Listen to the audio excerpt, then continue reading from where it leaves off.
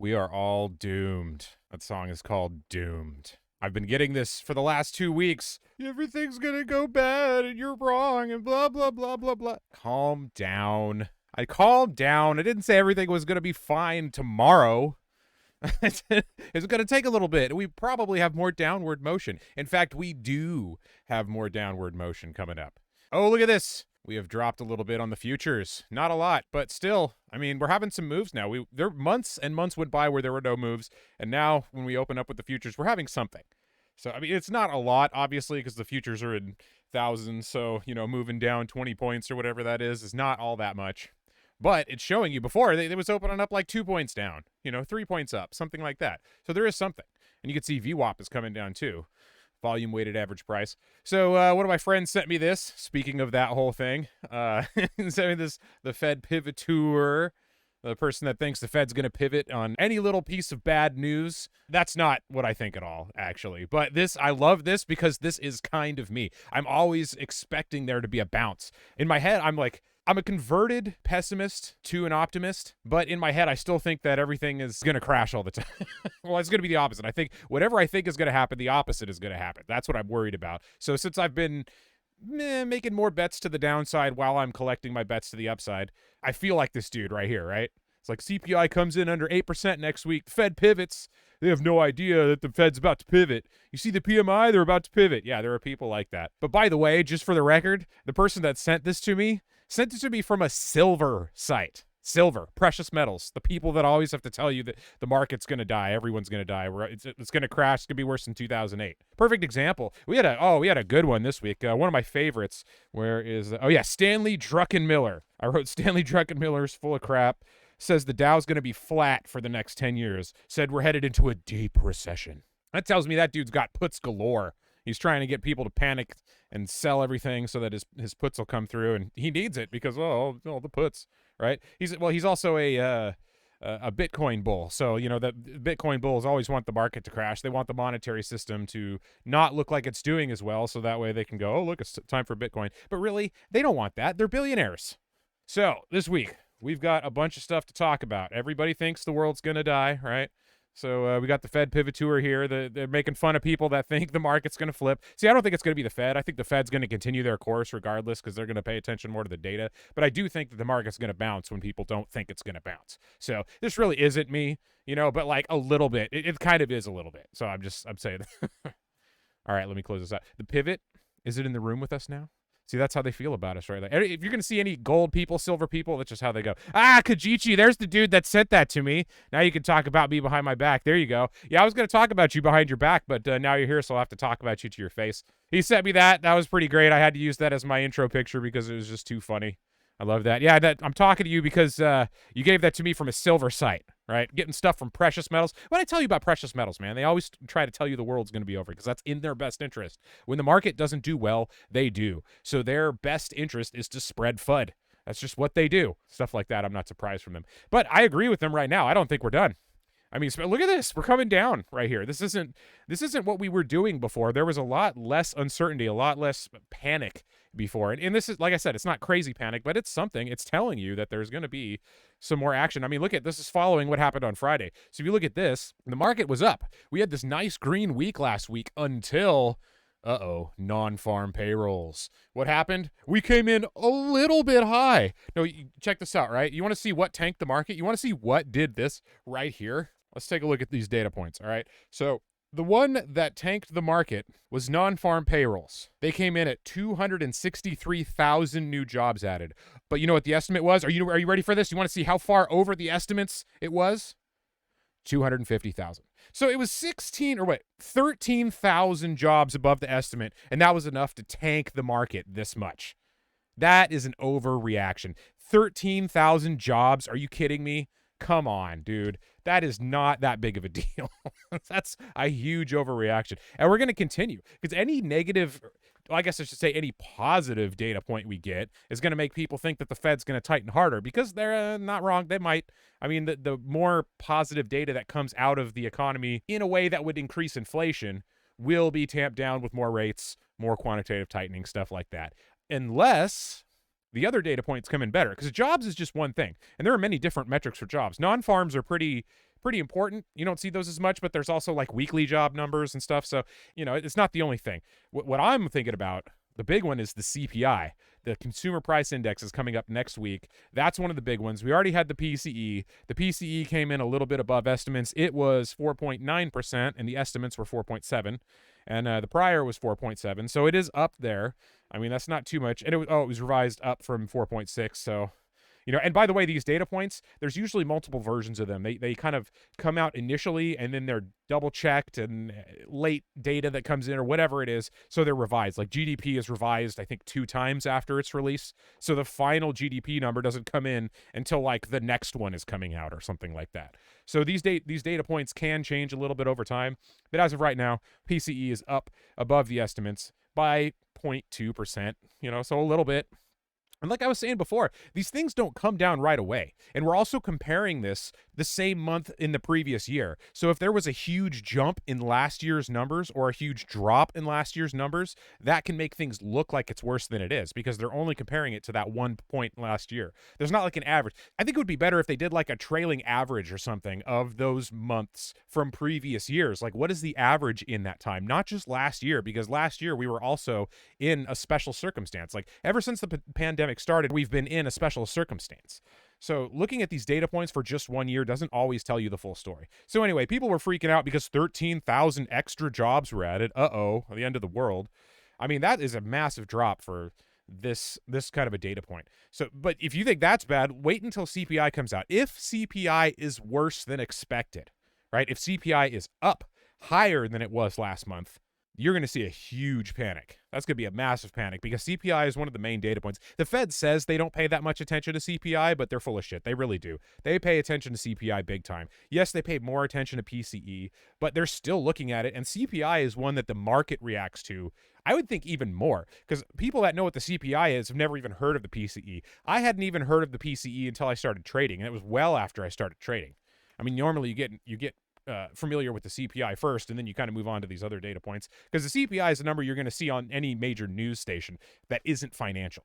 So that's one that they're definitely going to pay attention to because that will cause the market to react. And right now the Fed is doing a couple of things. One, they're looking at the data. They're making adjustments based on the data that's coming in. And two, they're working on the psyche of the markets, because some of this stuff is mental. This crash that we had on Friday, that's mental. That's not because something actually happened and the whole world had to adjust to it. It's because a number came out, people freaked out, the algos grabbed onto that because the algos intensify whatever move happens. So somebody starts the move, and then everything else in the market amplifies it. And that's what we got on Friday. We just have all this fear. When you have a bear market and you've had a multi-day rally, people are so afraid and want to get out right away. So yeah, the CPI is going to move things a lot, probably. If the number comes in better than expected, then we could have a nice rally. See, there's my, the Fed pivoteur guy again, right? Yes, that's what I think. If the number comes in better, and when I say better for the markets, then we'll have a rally. Because that's an important one. If we have a nice little rally, it's probably not going to be sustained because anything we do is going to get crushed. So actually, let me go over this real quick. I'm going to go to the chart so I can show you what I'm talking about. Everything is down. We don't really need to go into any detail. Bitcoin's in the 19 area. It's just been hanging out in this same pattern for months now. I mean, how long has it been since it was above like 22, 24, something like that? It's been quite a while. Yeah, look at that. That was back. I got up to like 26 almost for a little bit. I forgot about that. So that was kind of nice, but it's still in this range, this 19, 20 range. Until the market moves, Bitcoin's just going to sit there. I mean, people think that it's going to blast off any day. Well, only if the market does, not necessarily if anything else does. So don't worry too much about Bitcoin taking off on you. It's good to like add up. I've been buying little bits of it. I've been buying other positions in stocks that I like. I just don't expect it to explode anytime soon. We need a catalyst. We need fuel, and we don't have either of those yet. And we also have a lot coming up. Like the main points I want to get to are, number one, earnings. That is starting again. We're starting to get into the big companies. The banks report next week. You know, that's how it starts. Banks go, and then the heart of earnings season comes in, and you start seeing what's really going on. Then we have an election. All right, this is the election that people don't pay attention to. They're like, oh, it's not presidential. I don't care. It's not as fun. Well, these are almost more important than presidential elections sometimes. And this is one of those years where it might be, because there's so many things that are going to change hands. If different candidates are elected, they're going to bring in different donors. Like similar donors donate to all the candidates, yes, but there are some slight differences. So if certain people get elected, then the other companies are going to have an advantage in the stock market and other people are going to lose contracts. So you'll see money moving around because of that. Also, there's just stress. People are stressed out when there's an election coming up and it's so uncertain. They don't know what's going to happen. So there usually isn't a huge rally that takes place right before an election. It's usually afterwards once everything is settled. If nothing has changed, then it's usually a rally because the stress has been let out. But if things change, then it could be a rally because, oh, maybe, this sector is getting some money and this sector is losing some money, whatever it is. So that's one of the major things that's coming up. I think I'm going to have one more broadcast before we have that election, maybe two. I don't really know exactly what the date is. I have to check it out. Besides that, we also have a Fed meeting. So we've got those three things coming up within a month or so. Yeah, our next meeting is November 1st and 2nd. Oh, so it's like right after all this stuff.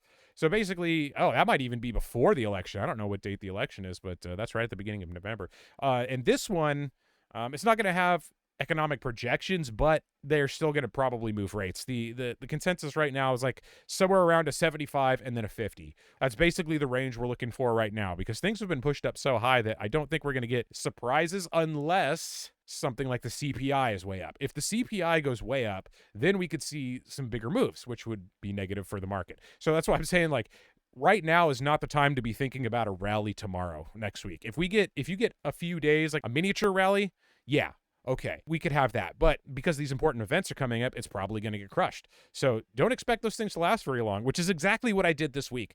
All right, there were two things that tipped me off this week. One was the oil announcement that OPEC said it was going to be cutting 2 million barrels of oil a day. That's massive. That's going to cut so much supply from the market, and that's going to drive up prices. And when oil prices go up, the stock market goes down. So as soon as that announcement came out, I got short of the market. I basically bought some inverse SPY contracts. And then we had the non-farms, which freaked everyone out. So I think the combination of those two things, because the oil thing happened the day before, and then non-farms came out on Friday and scared everybody. So I think it was just the fact that we had a big rally. We had a couple of data points that said, this doesn't look so good for a continuing rally. And the non-farm just crashed it. So I ended up getting really lucky with that inverse SPY call. That was amazing. I mean, I don't know what's been going on this year, but it seems like when I decide to do these inverse plays, the next day something happens that completely moves on that play. It's unbelievable. I've never had this kind of luck with these things before. So that's why I like bear markets more than bull markets, man. Last year was my worst year ever. It's absolutely awful. Everybody else was making money, right? Everybody was making money doing stupid things, just buying whatever they wanted, and I wasn't, and I was pissed about that. I gave up last year because I had some terrible things happen with the position. So it was just such an awful year. So to have a year like this, where even though I'm down on one of my major positions, like everything else has pretty much been working, that's amazing. I mean, that's been wonderful. That's really luck. You could say like, oh, it's skill. I knew to do it. I mean, some things I did know about, yes, but it is luck. It's 100. It's like 99% luck. Let's put it that way. 1% skill, 99% luck, and that's on a good day. Like it's probably more luck than that. So let me get back to this real quick. So we've got everything's down except good old-fashioned. Well, crude's coming down too. Look at that. Interesting. So crude was up because of the announcement, which makes sense. If they're cutting barrels of oil, the price of oil is going to go up. That's just what happens every time. I mean, like, this is a huge amount to remove from the supply in an industry that is so necessary to the core of the economy. Oil is needed for so many different things. So when you say like, all right, we're going to cut the supply down, it doesn't just cut gas and fuel costs for like airlines and stuff. It also makes other things more expensive, like chemicals and etc. Okay, so let me get to what I actually want to talk about this week, which was this really nice play. I'm going to open up the SPY real quick so we can kind of illustrate what was going on. Okay, so this is what the SPY looked like for the past week. We came in on Monday. We had this nice drop on Friday and started from the lows, popped up Monday, Tuesday, and then Wednesday we had that announcement, right? Or is that when things started to falter? No, Thursday was when he had the announcement. So things started to kind of hit ahead a little bit here on Wednesday, but it was still looking up. People in the morning thought that things were going up, but then we had that announcement that kind of spooked everybody else. And then on Friday, we had those numbers, and bam, everything came down, which is not really a surprise. And this is where I was buying those Spxu calls. So Spxu goes up when the market goes down. It's an inverse ETF. It's one that will constantly lose money, so it's something you don't want to hold on to long term. But to play options on it for like a few days worth of a move, I thought in a market like this, after having such a big upward movement over a couple of days, not just one day, that to me says, all right, this thing's going to drop. We need to get out of this as quickly as possible. So I put something onto the downward side, And I knew something bad was going to happen also because cannabis popped hardcore at the end of the day on Thursday. And I have a heavy, heavy cannabis position for the future, not for right now, but it still hurts right now. It's like, look at this. It's like exactly where it was, even maybe a little bit lower than it was right beforehand. But this is what happens with cannabis. Cannabis is like a bad omen for the market. For whatever reason, if cannabis pops, you're pretty much guaranteed that it's going to die the next day or maybe a couple of days later. What I was expecting was that this was going to pump all the way into the weekend.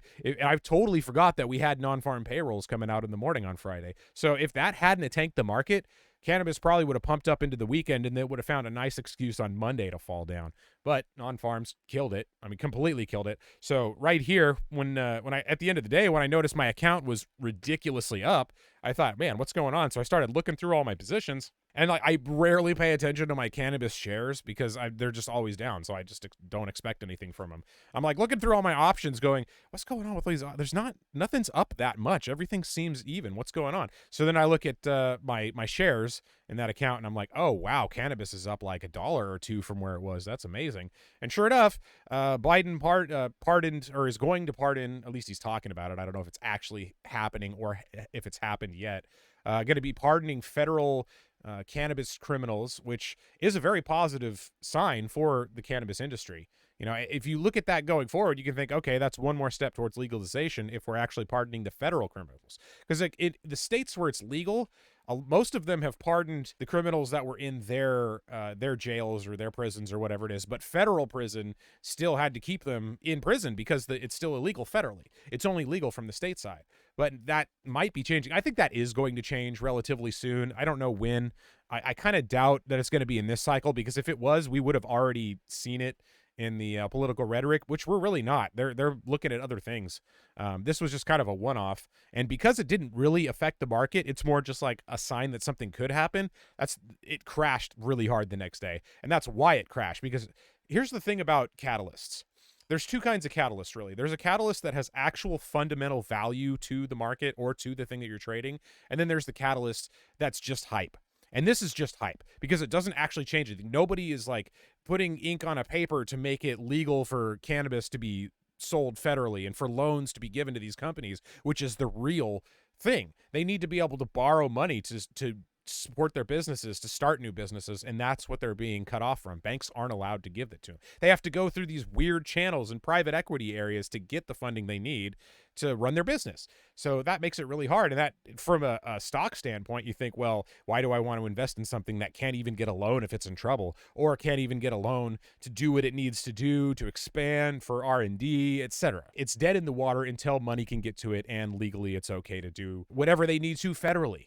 You know, it's something to give you hope, but it's also just something that I think was more of a political move than anything else. I don't really think they care about what they're doing. I think they just think, oh, this might make us popular, so we're going to do that, and maybe it's a distraction. But when I saw this, my first thought was this. Like, it hadn't happened yet. It was at the end of the day. Actually, let me zoom in a little bit so we can get a better look at what's actually going on. So I'm looking at it like with the last 10, 20 minutes and going, oh, man, this is massive. This is up huge. I need to do something. So not all of my 2023s, but a good chunk of my 2023s were pretty much dead in the water. And I wanted to get rid of those. So when everything was up, I unloaded some of those. A lot of them that I thought I was going to have to unload for a loss, even if I did get a pump, I actually came out profitable on. There were some that were up like 3-4x. So that was amazing. I dumped a bunch of those knowing this was probably going to happen. I really wish I had dumped more of them. I think I rolled a couple into the 2024 position too, which, I mean, isn't that great because of the drop, but because there's so much time, it didn't actually hurt it that much. Like the 2023s got hurt really bad by this. So with options, time is critical. The more time you have, the less a movement is going to affect it, or less like a really big drop is going to hurt you, or a rise if you're going to the downside. But with short-term contracts, I mean, stuff like this will just murder your contracts. It'll murder your positions. I mean, this was a huge amount of money lost within a matter of 15 minutes. I mean, these are 15-minute candles, right? Yeah, 15-minute candles. So, bam, 15 minutes, it was down here. And then the rest of the day, it just trended down until you got the little covering pop at the end of the day. The shorts will usually cover. The market pumps a little bit, and everything kind of gains with that. And then, the bulls come in and go, oh, look, it's pumping. And they get caught in a bull trap, which is It's just what happens, man. That's why you got to be careful. That's why I don't like day trading, especially if you don't know what you're doing. Day trading sucks because this kind of stuff happens all the time. You see this all day, right? And you'll think like right here is where people start to get short.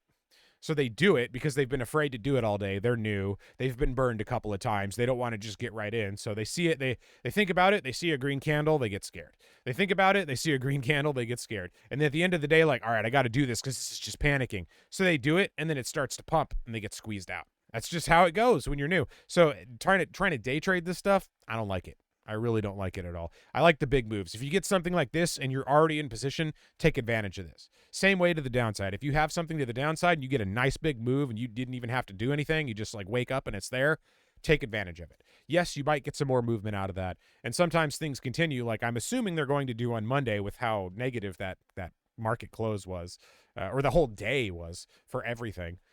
But it may not, so I don't go crazy with anything. That's why I didn't unload everything, because I thought, if things go. My plan was with cannabis, all right, if it pumps for the rest of the day on Friday, I'm just unloading every 2023 I have. I don't care if it keeps going after that.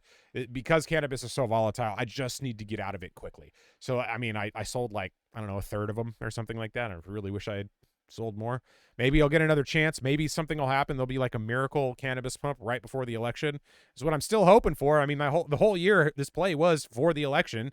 I'm hoping somebody somewhere on either side would say, hey, let's talk about cannabis a little bit and start to get people excited. Didn't really happen. So just take what you can get when you can get it, which is what I did. So there is that. And then let's go to Spxu, which was the other big play. That was the inverse SPY play that I had. That one did really well. So I bought those, somewhere in here. Was it Thursday or somewhere in here? Yeah, I bought it on Thursday. I actually went fairly aggressive too. I bought it like right next to the money. I think it was either 1 or 2 away from the money. So it was pretty close, which meant if there was a good upward pump, I would have been hurt pretty bad by it. And I was kind of worried about that because I thought like, this could happen. Thinking about if non-farm payrolls hadn't come out, then I probably would have gotten crushed. But luckily that saved me. Everybody else's pain was my pleasure. So that was great. Wake up. I held it till the end of the day. I mean, I almost got it at the best spot, but not quite. So this one, see the like pre-market pump right here.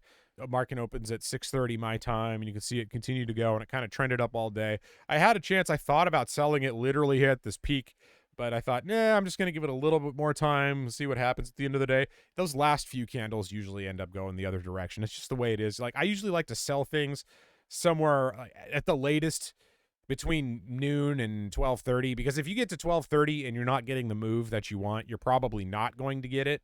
It might come at the very last few minutes, but that's not as common as you think. Like volume comes up at the end for sure, but the moves that you see usually end up correcting back to where they were.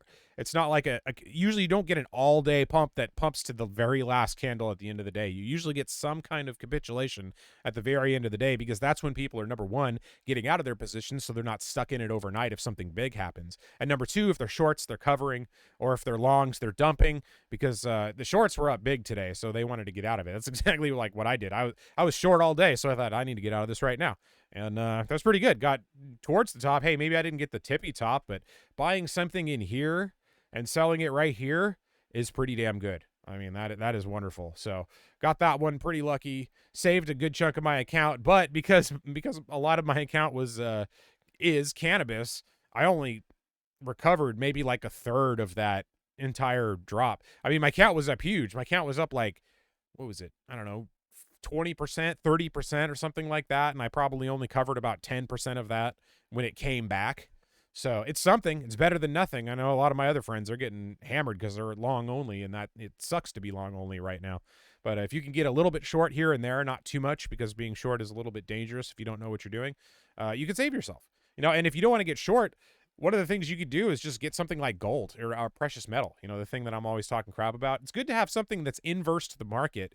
And if you have something like gold, then you don't have to worry about the contracts expiring worthless and costing your product money. Like if you're going to buy the Spxu, this thing right here. So look at this thing long term, actually. Let me switch to the actual chart so you can get a sense of what I'm talking. Look at this. This is what this product looks like long term. That's terrible. This product was never $34,000, just to let you know. That's just because it's reverse split so many times that the chart is completely messed up. Every time a stock reverse splits, the charts get weird. It looks like they were up at ridiculous highs and they came down. Like it was never this high. It's because it's been reverse split into oblivion because it's a product that always decays. And they're all right. So I'm going to try to make this simple, but it's not that easy to explain if you don't know like some of the stuff that goes on with options contracts and futures. Basically, when you see an inverse product like that, what it's usually doing is it's buying put options. It's buying usually naked put options, however far out in time. And the reason they're doing that is because they're thinking, all right, a put option will protect you if the market goes down. If the market does go down, these put options will do well. We can sell them for a profit, and then whoever owns Spxu or whatever security it is that you're buying, because they all pretty much do the same thing, will gain in value. And then, of course, there's also traders that just trade Spxu and don't have anything to do with the contracts themselves, so that can bid the price up when the market's going down. But the problem is, most of the time, the market does not go down. The reason that this chart looks like this is because most months, those options expire worthless, and they have to lose money on it and then go buy more. Like the very next month, they have to buy more put options in the same way, and they know those are going to lose money. 2021 is a perfect example. When everything was going up continuously, every single month, these kind of funds were losing money because all those put options were worthless. They have to buy them, hold the risk, let it all drain out for a loss over and over and over again. And then once in a while, you get a month, you get a year like we've had, or you get a down month or whatever it is, and those options become profitable. And when you see that happen, it starts to go up, which is why you can see that there are these spikes. In fact, let me maximize this so we can see this a little bit better. So these spikes are telling you that every so often there are some downtrends, and this stock benefits from it. These are quick trades, in my opinion. I don't really like using these long term.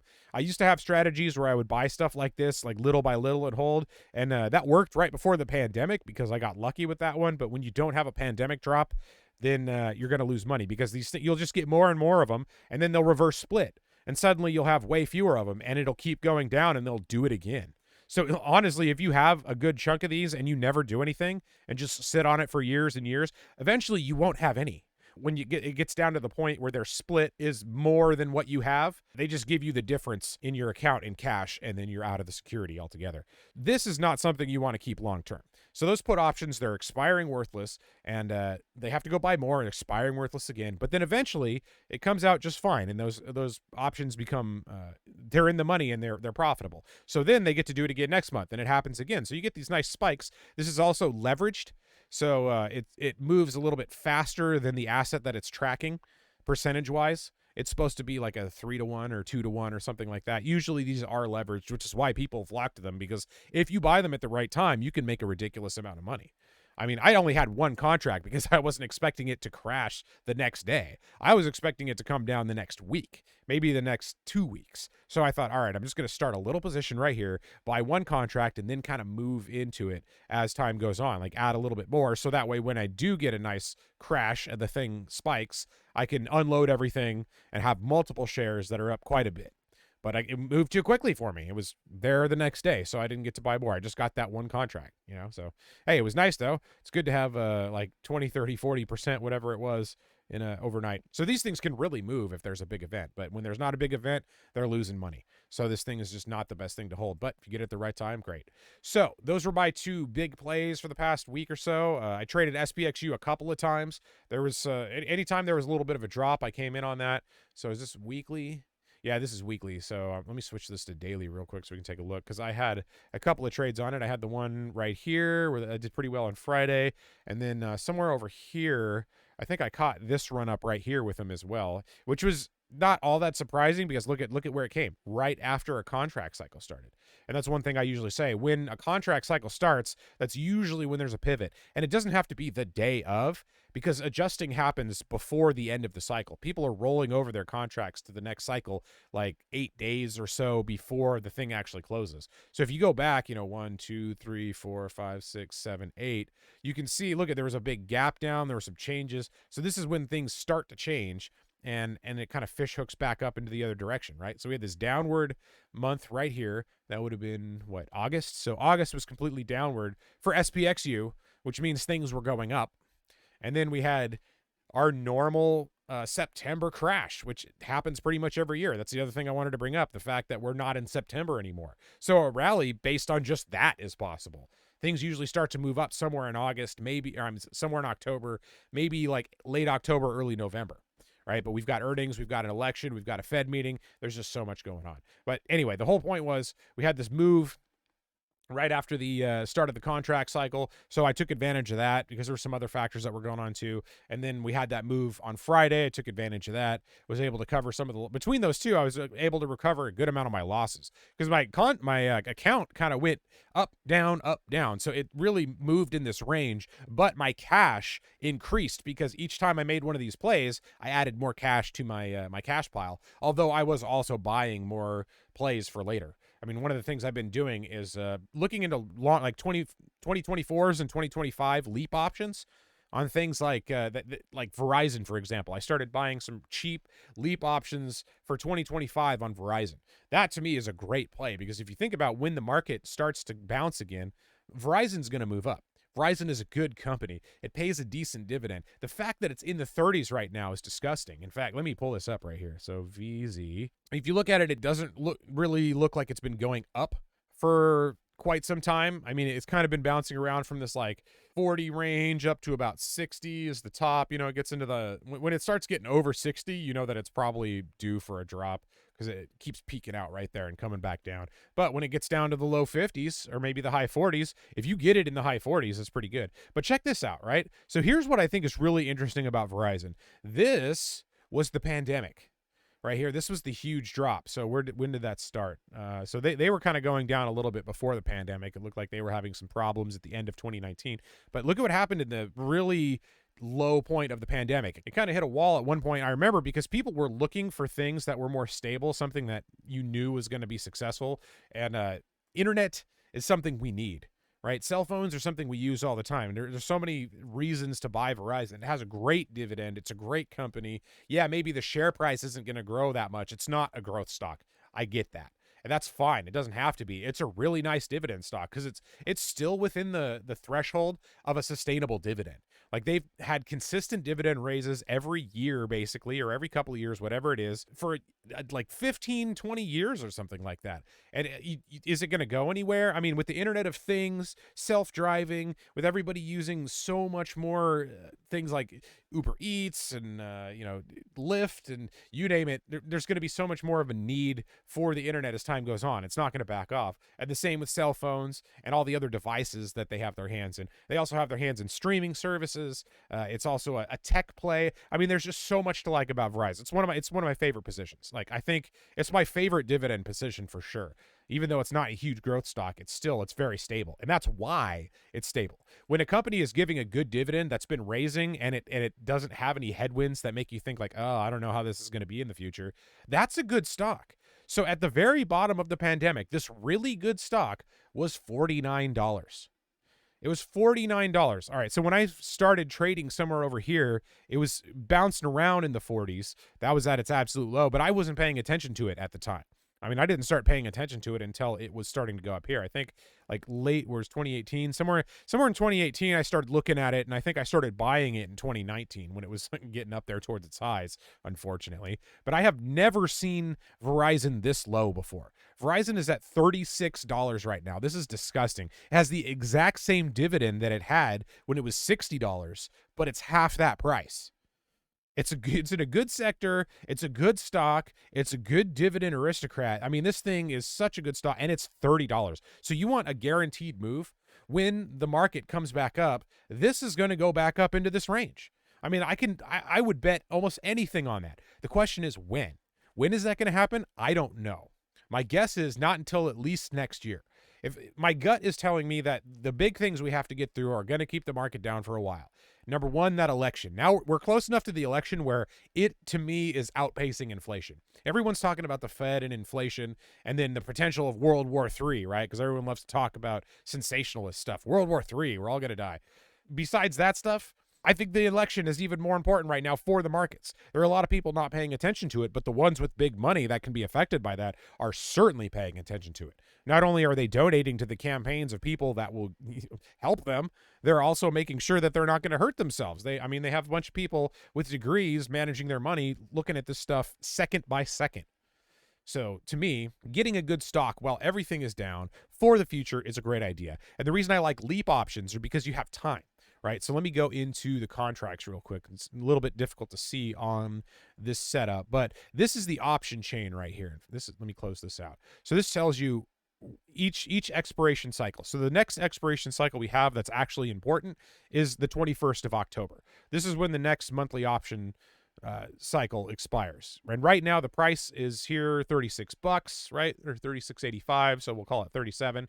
And you can see the contracts are super cheap. And the reason Verizon contracts are super cheap is because it doesn't move very much. Verizon is a stock that's very steady, which is why I'm so surprised that it's as low as it is. We are lower than we were in the pandemic with this stock, but the rest of the market is still up from where the pandemic was. This is such an imbalance. It's had some headwinds, it's had some problems, but it's not a bad stock. And if you look at the future, right, January 2025, so 2 years in the future, right, the 50 strike, right? So I said that Verizon was going to go up to like $50-$60. Look at that. You could spend between $116 and $136. Let's just call that $125. So for $125, you could have this option contract. Now look at how much these option contracts that are in the money or close to the money are worth. I mean, for the 2025s, you're looking at $600 for an in the money call right now. If you bought the 35 call, you'd be paying about $600. So you can think of these contracts that are right now, they're $125. I mean, these can go up to $300, $400, $500, $600 or more, depending upon where the stock goes. If it goes all the way to 60, then this is going to be in the money by a couple of steps. So you could be looking at $1,000 contract or something. I don't think that's going to happen because as time goes on, these contracts are going to get cheaper and cheaper because of theta. But the good thing is really long expiration dates don't have a lot of theta. The ones that are expiring this upcoming week do. So theta is right here. You can see these ones, I mean, this has like $6 worth of theta, $4 worth of theta.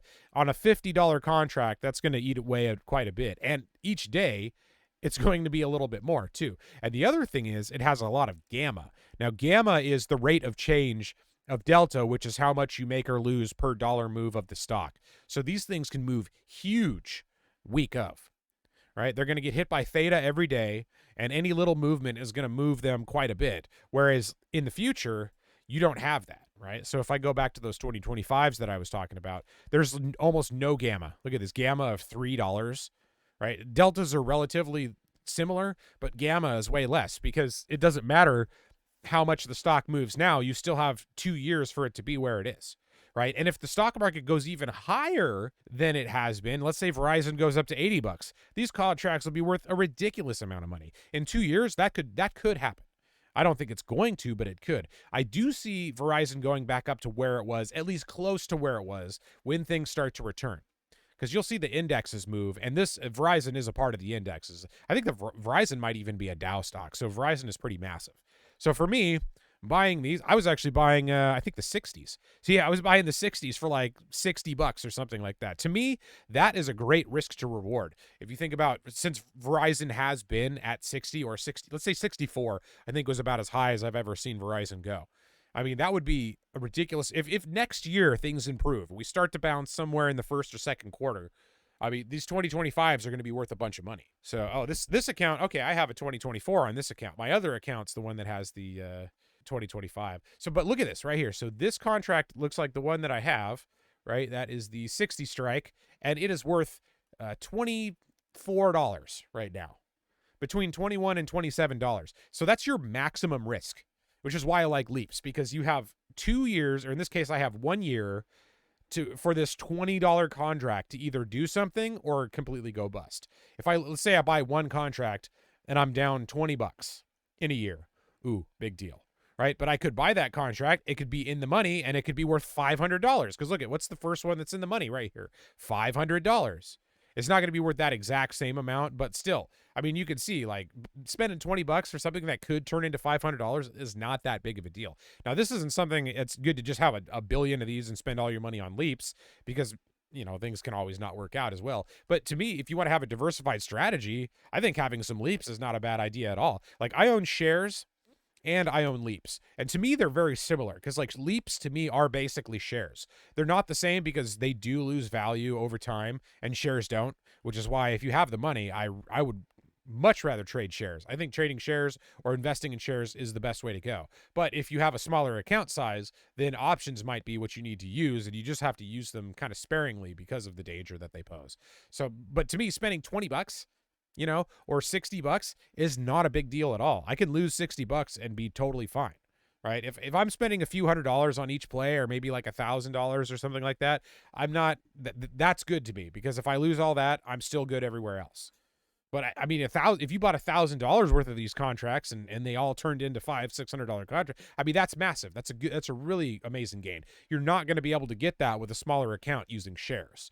But at the same time, shares, you have as much time as you want. And time only benefits shares usually because they kind of drift up with inflation and the market in general. So that's what I've been looking at. I've been thinking these companies that I know are going to pop later, get some leaps on them. The other thing I was looking at was Snapchat. I've been buying some Snapchat leaps for a while. Let's go to Snap right here. I think I have some 2023s also, which kind of sucks. But yeah, here I got this account has a few different 2024s. All right, so I have the 30 strike. Is that what that is? Yeah, I've got the 30 strike and the 35 strike. And right now they're worth about $50-$60. So that's the same thing. I have 1 year for these contracts, a little bit over 1 year, for these contracts to be in the money, or at least close to it. And if anything happens before that time, then they're going to be worth quite a bit. So Snapchat is another one that it pops quite a bit. I've talked about it ad nauseum on this stream.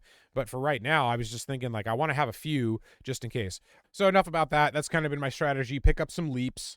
I think leaps are a good option to have. Have some shares. I have some shares. I have some leaps. That's what I'm looking into right now. I've been buying these little short plays here and there.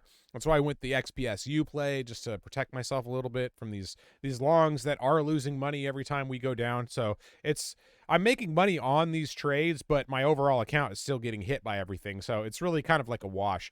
But that's why I like a diversity of strategies, because in a downturn, if you're only going long, all you're doing is you're getting hurt by this. Okay, so here's the S&P 500 over the past like 80 years or something, 90 years. And you can see right now we've had 3 red quarters, 3 pretty drastic red quarters too. I mean, if you think about these, each one of these represents a quarter, so 3 months worth of time. And you can see, I mean, it's been all green for quite a while. This was the pandemic drop right here. I mean, this 1 quarter of red movement was the pandemic drop, and people thought that was insane. Look at that. It was all green afterwards. So having these 3 quarters of consecutive red movement, that's pretty different. And we have a new quarter. We just in October starts the Q4. So we've had like 1 week's worth of that quarter right now. And it's green. Yes. But look at that. It's towards the bottom of the range. So it's really not that green. It still could go red. And I think it will go red because of all the things we have coming up. It's very common for those things to crash the market a little bit. But if you go back throughout time, I did this a little bit earlier, you can see that it's not very often that we have 3 consecutive red quarters, right? We have to go back to the financial crisis of 2008 to see something like that. So we had 1, 2, 3, 4, 5, 6.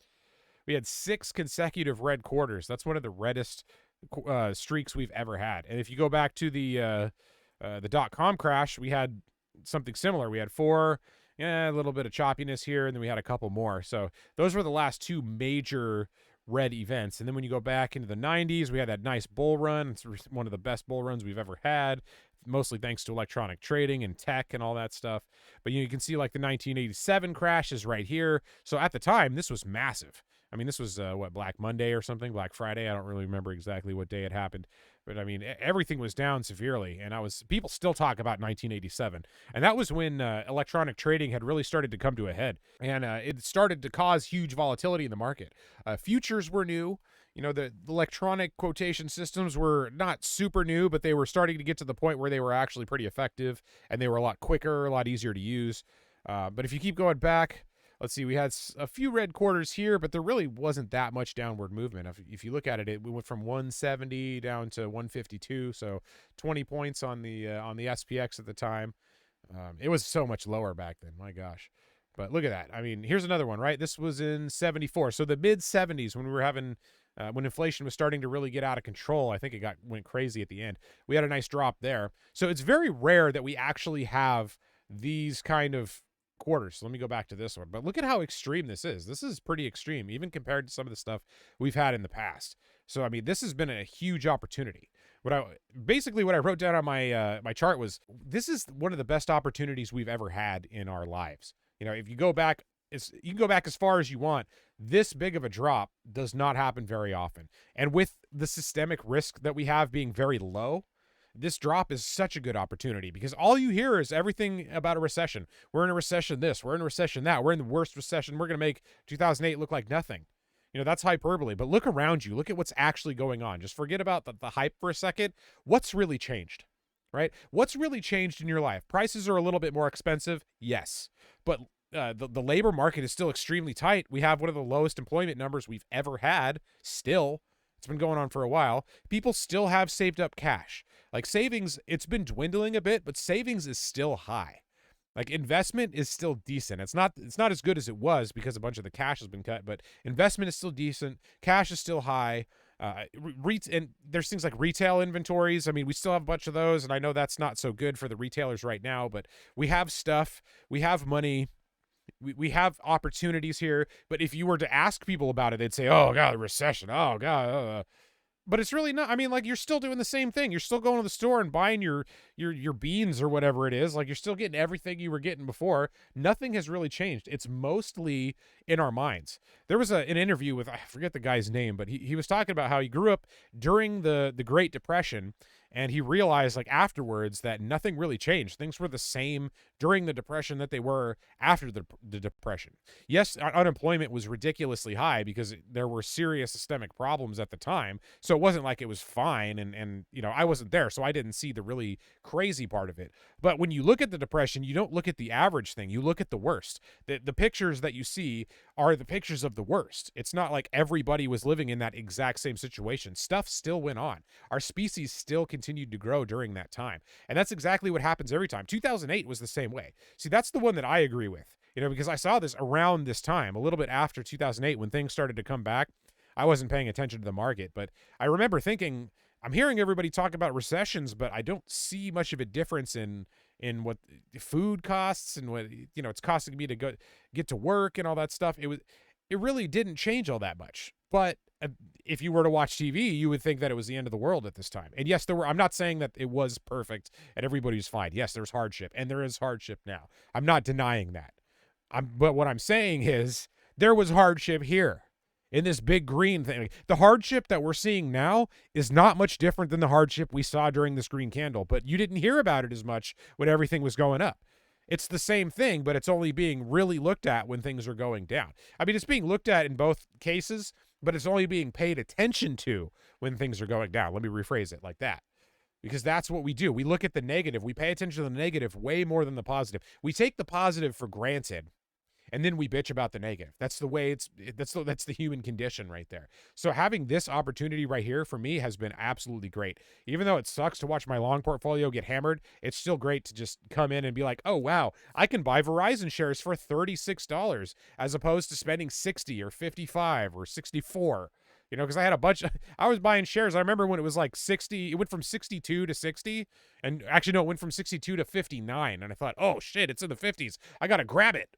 So I did, you know, and now I'm like, well, geez, if I just waited until now, I could have bought twice as many shares. So that's great. That is absolutely great. We do have all these events coming up. They're not going to crash the market. Something that would crash the market would be something new or a development that is really bad. If something happens with, you know, this Russia-Ukraine thing, if that moves beyond Ukraine, that'll definitely have a negative effect on the market. I mean, long term, I don't know what it would be on the market, because after a while, things kind of find their base. And then, you know, if like war extends, then for some companies, that's a good thing and they make money, you know. So the market could go any direction if that happens. But at first, there would be huge panic. And that is something I definitely hope doesn't happen. I definitely don't want things to escalate right there. We really just need to get through this and stop being idiots about everything, like not do war, you know? Let's just not do it for a little while. We've been trying that for a bit. How about we try not doing it? That works a lot better, I think. So the next thing I wanted to talk about was we have some events coming up. The big one, CPI on Thursday, so be ready for that. If you are a trader, be careful trading these things. If you know an event like this is coming up and you go heavily to one side or the other, you might make out big, but you really never know. I mean, I have no idea. I'm not going to trade very much. Like, I'm going to put some trades on right before the CPI comes out, but they're going to be very light because I don't want to get caught in the wrong direction. And everybody's so bearish right now. I wouldn't be surprised if we had a reversal, especially after that jobs number. But I kind of think that's not going to be the case. I think CPI is going to continue to be high. I mean, this stuff takes a while to move out. And labor and wages have been up, spending still up. So there's still pressure on inflation, like pressure from other places besides the market. So I'm not going to do very much on that, but I'm going to pay attention to that. So it could go either way. I don't know if it's going to go up or down. My guess is we're going to see it's going to be negative and the market's going to drop a little bit, but you never really know. So let's see. The other thing we're talking about, the election. So we got to be ready for that. I don't really know what I want to do to play that, because elections to me, it's too risky. I don't know enough about politics or specific political races to be able to play anything on those, because if somebody wins that you weren't expecting, I mean, that could be catastrophic if you're going the other way. So I'm going to stay out of that. I want to keep as much cash as I can for the next Fed meeting because we usually have bounces. We didn't have much of a bounce after the last Fed meeting. We had a bit of a squeeze during Jerome Powell's speech, but after that, it's been pretty much all down except for what we had last week. So I'm going to be watching for that. And earnings, that's the next big one. So elections I want to avoid. The Fed meeting is coming up later. I want some cash for that. The CPI, that's coming up. There's not really much I can do about it, so I'm just going to try to stay out of it as much as possible. But earnings, that's what I want to look at. I have a list of the companies that are reporting in the next couple of weeks. The companies that are going to be going next week are mostly going to be banks, or there's going to be some other ones too. Like we got Wells Fargo, they're reporting, and that would be on the 14th. We've got Walgreens, they're reporting. I'm not going to do anything with that, but I do kind of like this chart. It's been beaten up quite a bit. I don't really know why it would pump right now, so I'm definitely not going to play it, but I'm going to watch it. So it's always good to pay attention to different sectors. Wells Fargo, I don't know. Look at that. It's kind of in the middle of this range that it's been in for a while. That's very typical of the banks right now. The banks are kind of in limbo.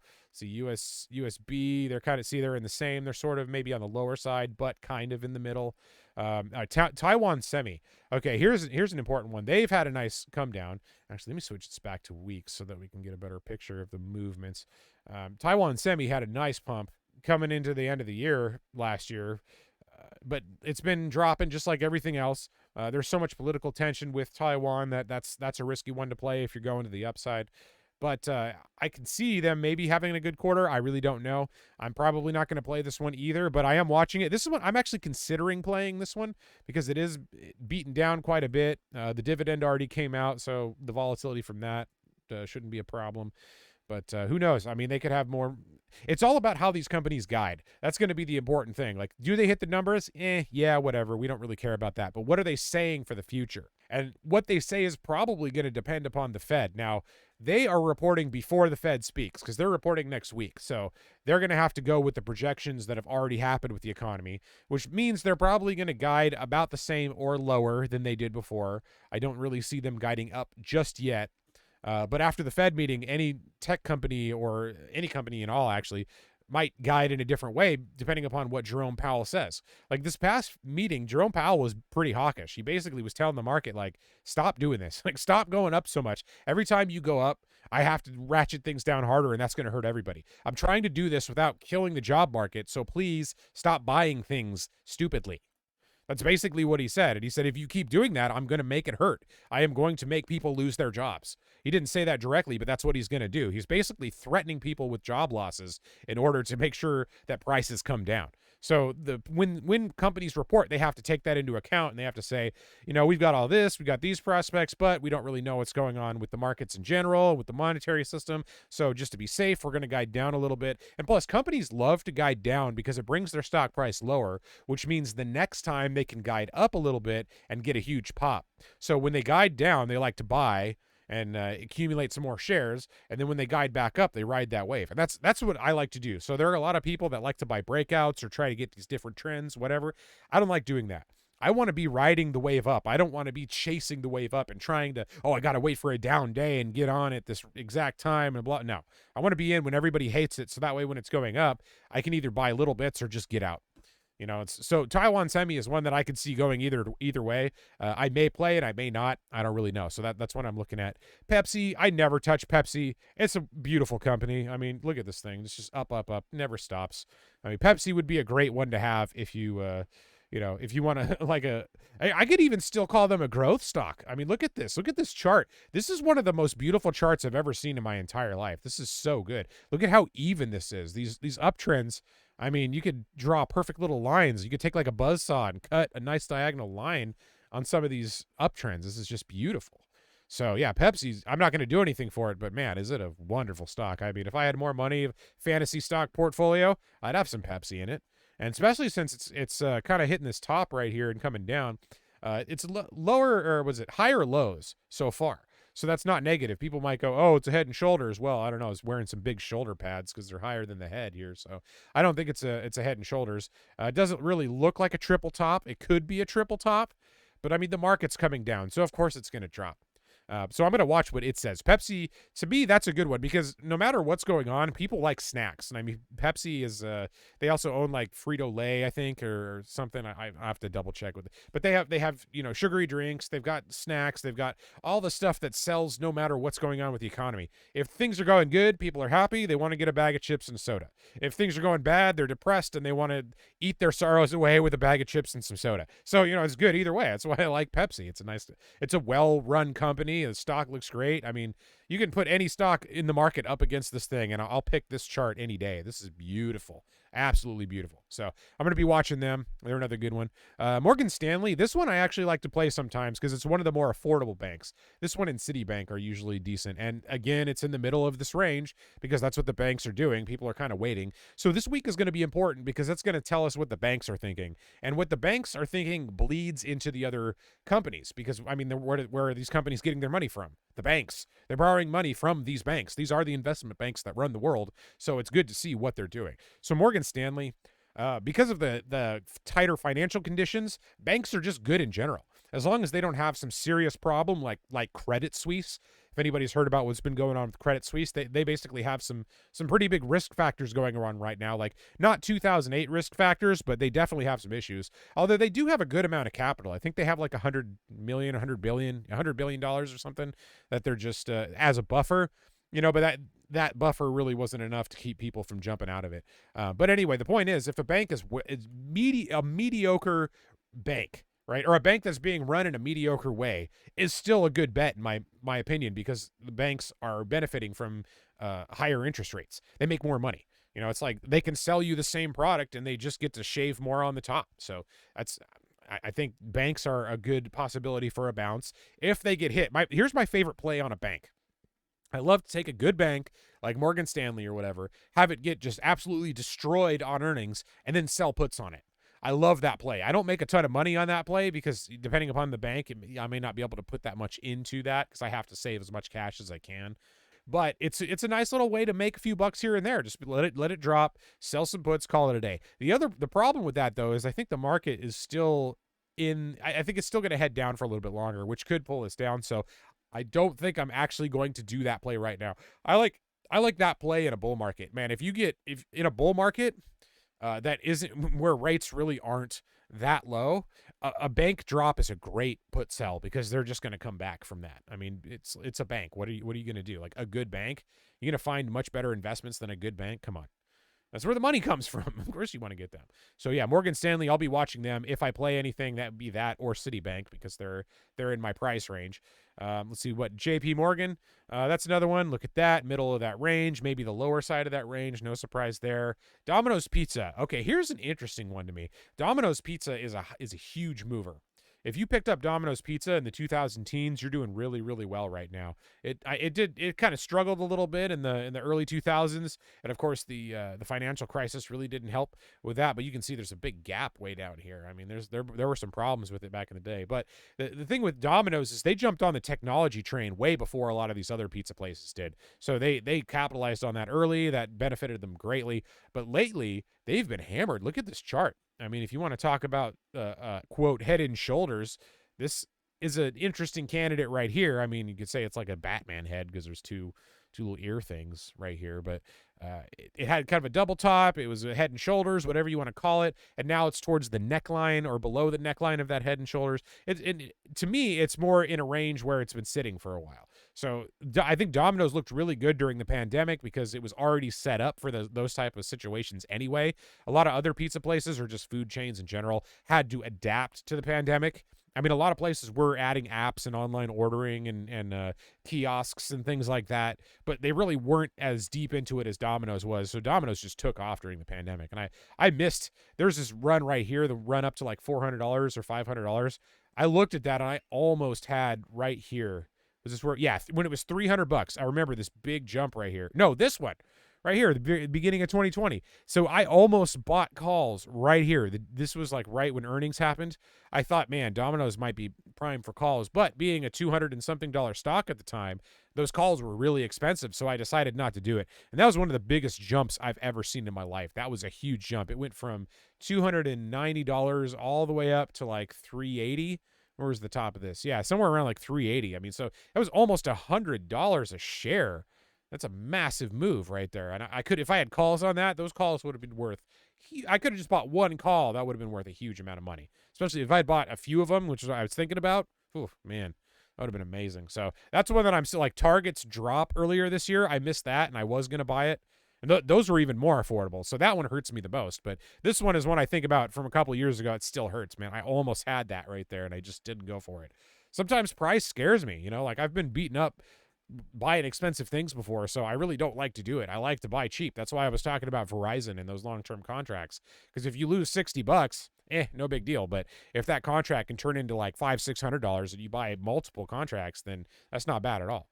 I mean, there are people that are buying like hundreds or thousands of contracts. They're making so much money on options, but they're also losing a bunch of money too.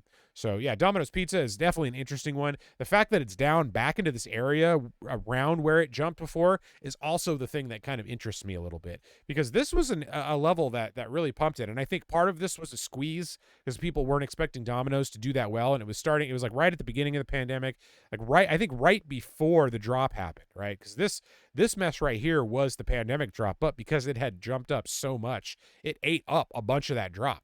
Like if this didn't happen before the pandemic, this would have been down $100 instead of up $100.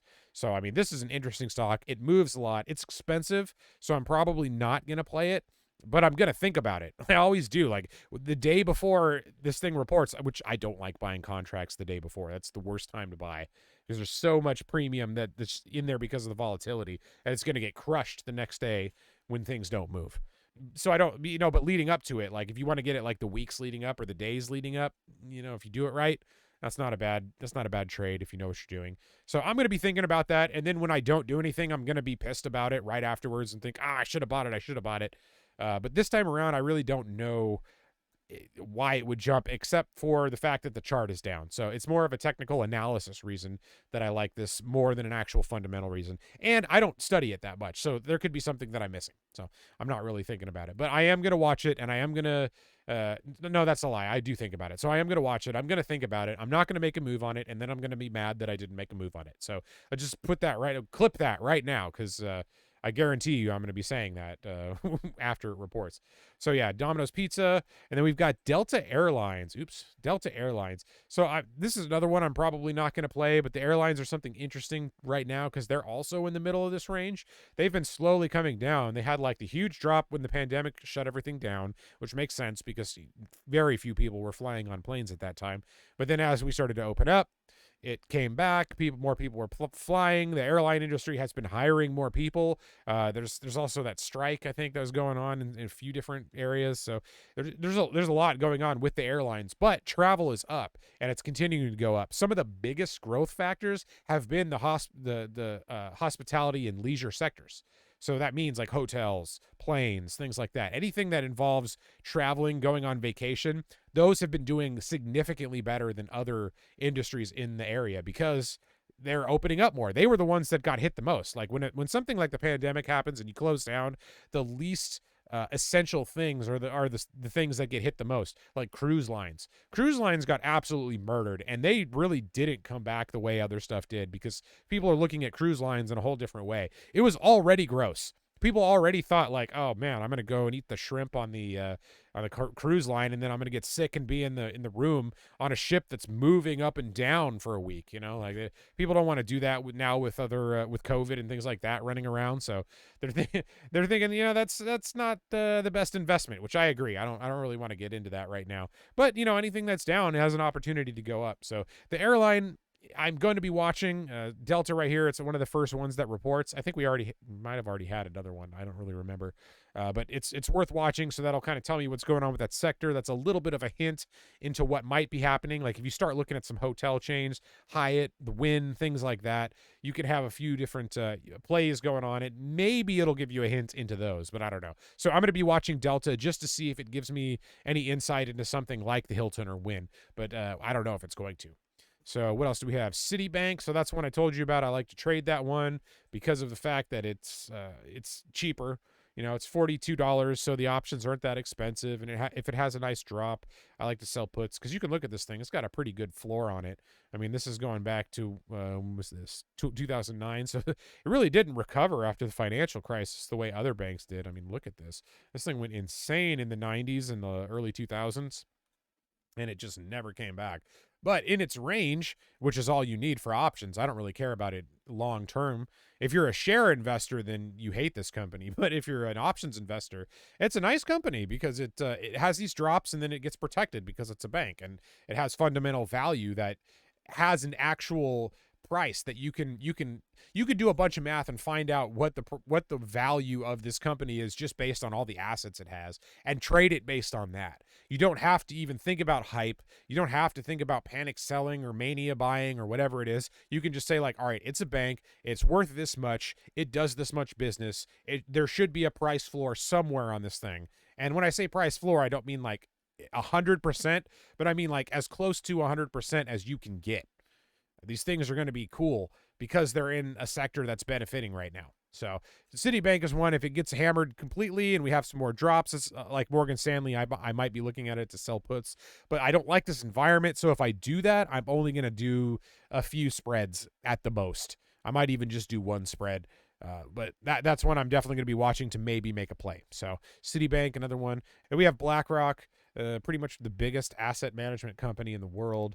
They're reporting too. I definitely won't be trading this one. It's way too expensive. This is a $500, almost $600 stock, or $550. So $550 stock. The options are crazy expensive. If you look at these things, I mean, look at these things. This is disgusting. That's way too much money to be paying. So I'll watch it and just see what happens. But I am definitely not trading BlackRock. I wish I had some of these contracts. That would be amazing just to have a few of those just sitting around in my account in case they actually do move. But yeah, the banks are reporting, so I got to keep an eye on it. And it's, even though it's something that I'm not actually trading, it's one of the bigger ones, so I want to hear what they say. So companies like BlackRock and Goldman Sachs, they're ones that I really like to listen to when they forecast projections, because they have their fingers in so many different businesses that they're looking at the trends in more than just a few areas. They're looking at the overall macro trends, but then they're looking at all the sectors they invest in, and they have all these different side companies that are doing different things. So they just have a plethora of information to draw from. So when they report,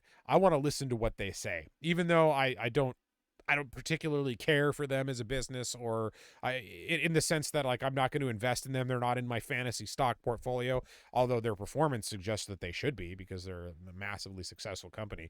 But as far as their insight into things, that's what I want to hear. But the other problem with that, though, is they have an incentive to influence the market. So they're going to say things purposefully to influence the market that may, not that they're not true, but they're about as close to the line of truth as they can get without going over it. So you got to take what they say with a grain of salt also. But for things that they have no reason to lie about, those are the things I want to hear. So that's what I have going on for next week. And then there's some more for the week after that. This has a few weeks after that, so I'm not going to go over all of this, but we have like American Airlines, Apple. So here's an interesting one. Yeah, they're going to be around the 27th. Apple, best company on the stock market. A company that I wish I had. They're in my fantasy stock portfolio for sure. They're towards the low of their range, which I like. They're getting pulled down by the markets, but they're a good one for a bounce when things start to pick up. So there's another one. You like Verizon for a bounce later.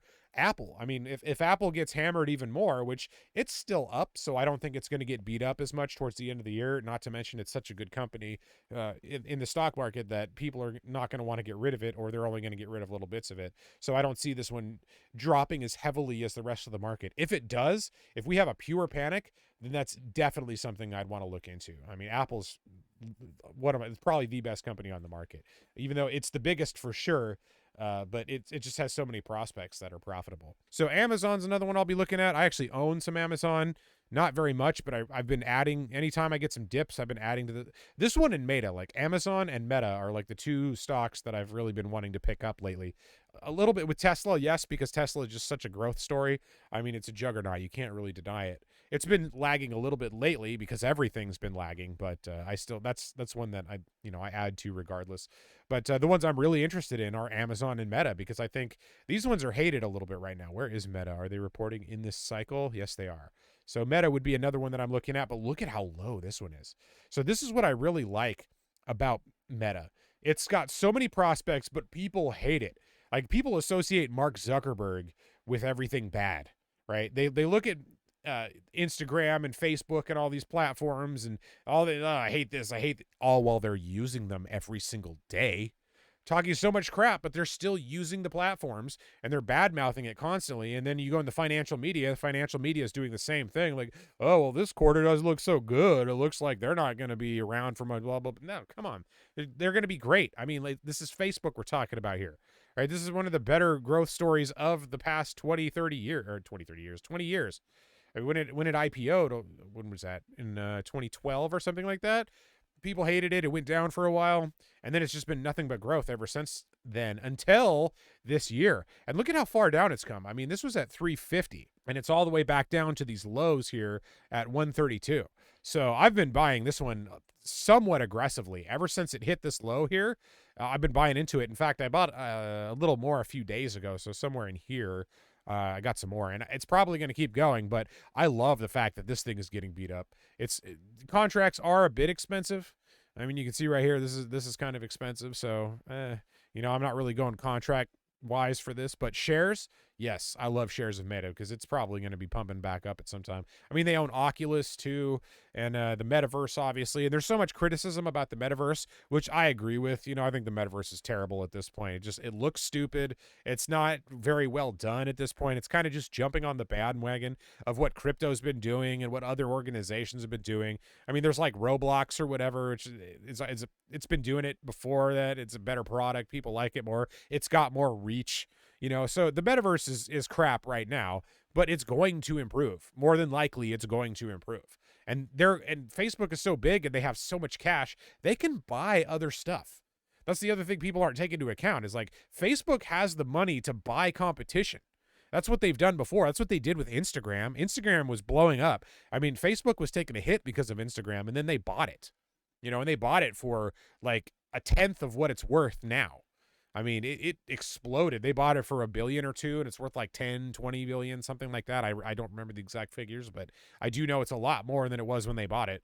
So when those people sold, they probably thought like, oh man, we got a good deal on this, but they held it. The other thing was, though, Facebook was able to do things with Instagram that I think the original owners wouldn't have been able to do because they just didn't have the resources or the people to do it. But Facebook does. Facebook is massive. It's one of the biggest companies in the world. So it being beat up so bad and being down here, while it still has such a great balance sheet, that's the one thing that it makes me so confused about this whole Meta thing. Like, I think most of this is hype because their balance sheet is awesome. If you look at a lot of companies, you don't see a lot of companies that just have cash sitting around. Most companies have cash from debt.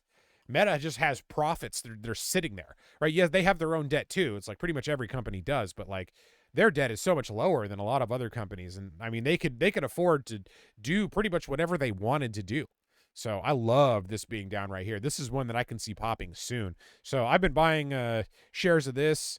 You know, I maybe looking into some options, but I think I'm going to stick with shares for now just because the options are a little too expensive. I like to have a better risk to reward ratio on those things, although they will be worth a lot of money if, things go back to where they were. And I mean, a lot of this came from the pandemic pump and things squeezing because there were a bunch of shorts that kept thinking everything was going to crash. So, I mean, a lot of this you have to kind of just take out of your mind because it's overdone. I like this volume right, or this area right here, mid 250, like 200s. Was around 260 or so. That to me, I think, is a very realistic place that it could get back to. But even more realistic than that, I think the low 200s. Because it could definitely pump back up to here where it was sitting, and it could move into this area pretty easily. There's a high volume kind of in this area compared to where it's traded in the past, but I just love it, man. It's higher volume than normal. It's lower than normal. When you see high volume and low on a good company, that to me tells me that there's going to be a decent reversal because at some point the shorts are going to have to cover. In fact, I haven't looked this up, so let me pull up the short interest on Meta right now, just out of curiosity. We've got Yahoo Finance right here. We're going to go to statistics for Meta platforms, scroll down under share statistics, and look at that, only 1% short. So that makes sense to me because who's really going to short Facebook? Are they? I mean, there are people that are doing it, obviously, because 1% of the float is short, but it's not that heavy. I mean, when you see a short interest that's 1%, that tells you people don't want to short it. They're afraid of shorting this company, and they're afraid of it for good reason. And what's interesting about that is it's so low. Normally, when you see a company that's had this much of a drop, the short interest is way higher because people see this and they think the company's done. Everything's over. So they're going to go ahead and just short the crap out of it, but they'll get squeezed if they do that. So I don't like the fact that it doesn't have a lot of shorts going down this far, but I'm not surprised by it because it is such a good company. Like I said, it's got a huge amount of cash on its balance sheet. It doesn't have a lot of headwinds. Like there are a lot of reasons to own this company. It does have some flaws though. There are some problems and the landscape is changing. So Meta could lose its dominant spot, but I just think right now, regardless of what happens in the future, it has a nice possibility to bounce. So I love this chart. Like if you've been listening to this podcast for a while, this chart, this kind of a chart is my thing.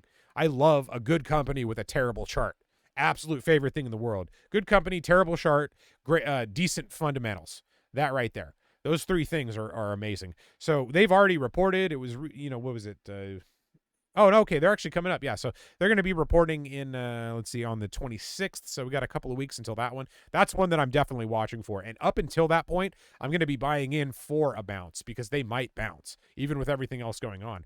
The one thing is, though, that is close to the Fed meeting and the election, so I'm probably not going to go too heavy until afterwards.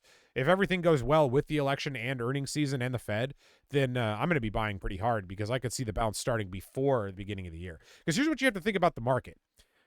Any movement that you think you can predict or any movement that you expect to happen sometimes happens earlier than you think because you're not the only one thinking that, right? Because I've been talking about this. I'm not the only one talking about a tax loss selling year. I'm not the only one talking about earnings season and the Fed and all that because these are obvious things. Everybody's talking about these things.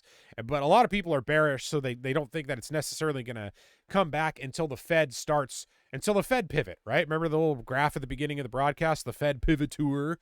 As soon as that actually happens, then the majority of the market is going to be okay guiding up. But until that happens, more people are going to be bearish than normally would. So I like that for an early bounce. I like people to think that it's not going to happen now because that will get them to chase later. Because they'll be in denial, right? When a bounce starts to happen, the bears go into denial mode. They're like, no, this is a bull trap. This is a bull trap. You're going to get crushed. And they'll bet even harder. And then when it doesn't come back down, they freak out and get squeezed. And the bulls just come rushing in. They're waiting for that. Like, people put their own opinions onto the market way more than they should. I mean, their own opinions about how the world is going. They watch the news, they watch these clips on their social media app, whatever it is, and they form an opinion about how the world is, and then they apply that to the markets, which is something you really can't do. You have to pay attention to what's going on in the world, but you can't put your physical feelings into that because that's going to cloud your judgment. You have to look at the data. Every time the Fed comes out, they say we're data dependent. And the reason they say they're data dependent is because they're trying to avoid the hype. There's the hype and there's the data. The hype is what most people focus on. The data is secondary. They'll see, oh, look at that. Our number is close and blah, blah, blah. This is why the theory that I already had is still intact no matter what the data point is because I want it to be. So it is. And when you apply that to the market, you run into problems. So I try not to do that. We all do it. We all have biases. I do it too. But I do my best to think, all right, why do I think this? Do I think this is the case because the numbers say it? Like if I were to just look at these numbers without anything else, would I still have the same opinion? Or am I thinking, okay, because the world is this way, this company has to go this way because people aren't going to be buying if XYZ happens. So I have to keep myself in check, and that's a good thing to do. Make sure that you're keeping yourself in check. No matter how sure you are about something, come at it from like the devil's advocate point of view.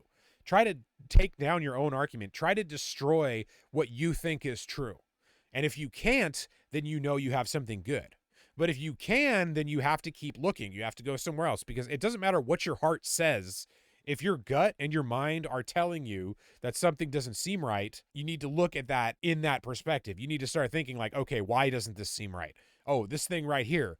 Why am I ignoring this? Well, I'm ignoring this because I feel XYZ about the rest of it. So make sure you keep yourself in check. And that's really important right now. Bear markets, it's way more important. I mean, it's important in a bull market too, but bull markets are easy because they just keep going. So as long as you're positioned to the long side, you're pretty much good. You don't have to do a whole lot of work. But in a bear market, you're waiting for that reversal. Inflation is going to continue, which means more money is going to be pouring into the markets as time goes on. So there is a reason for asset prices to increase. I mean, the Fed's goal is 2% inflation, not negative inflation, not 0% inflation, 2% inflation. They want some. They want to keep inflating the price of assets. They want to keep making debt easier to pay back. So they're going to make sure that they do something to make these stocks and everything else increase in value. So it's good to just be in there.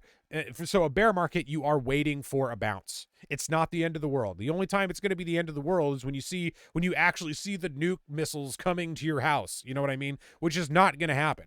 Yes, technically it could happen, but it's not going to happen.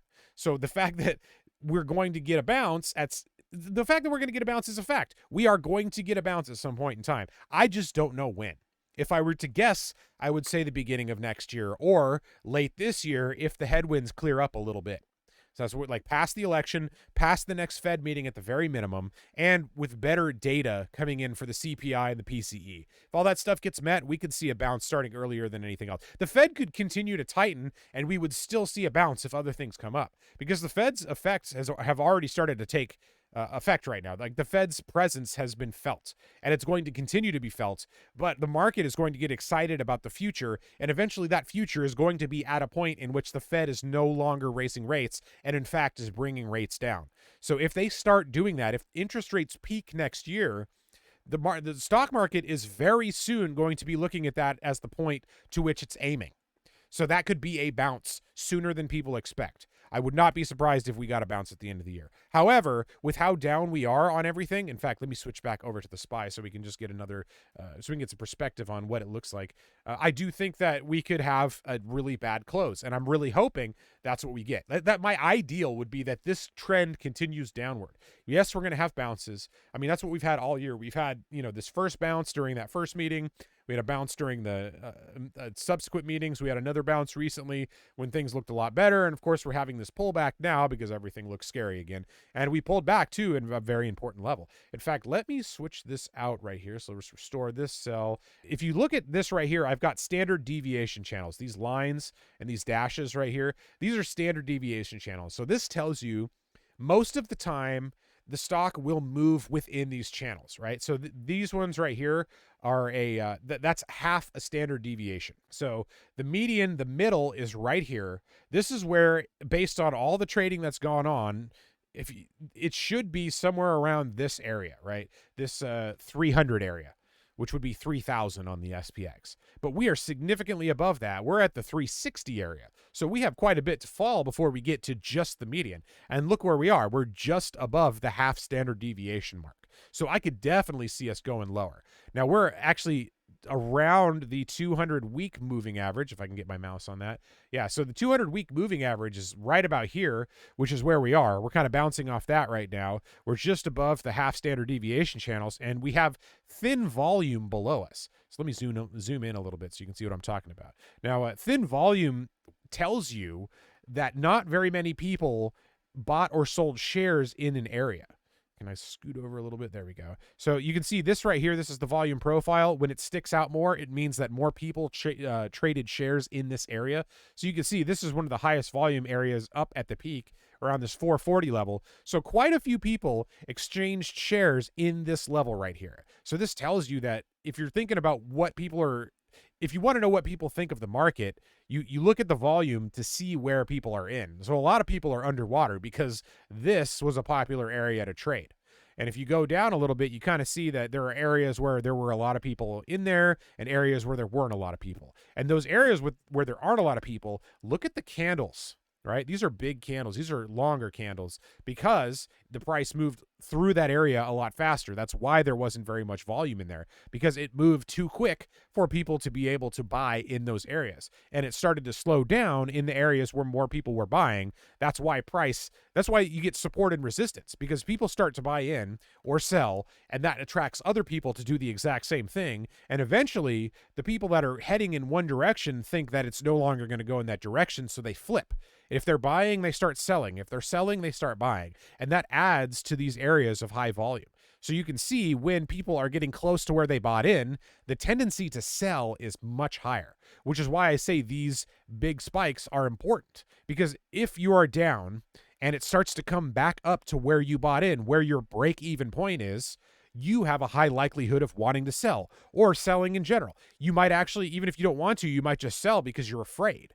People think about, oh man, I'm down. I bought here at the top. I need to get out of this. I'm down thousands. I'm down millions, whatever it is. So they get up to their price and they think, oh, here's my chance. I've been thinking about this for months. I thought if I ever had that, I would just get out of it. So they do it. And that creates resistance. A bunch of people think the same thing. So then you end up reversing again.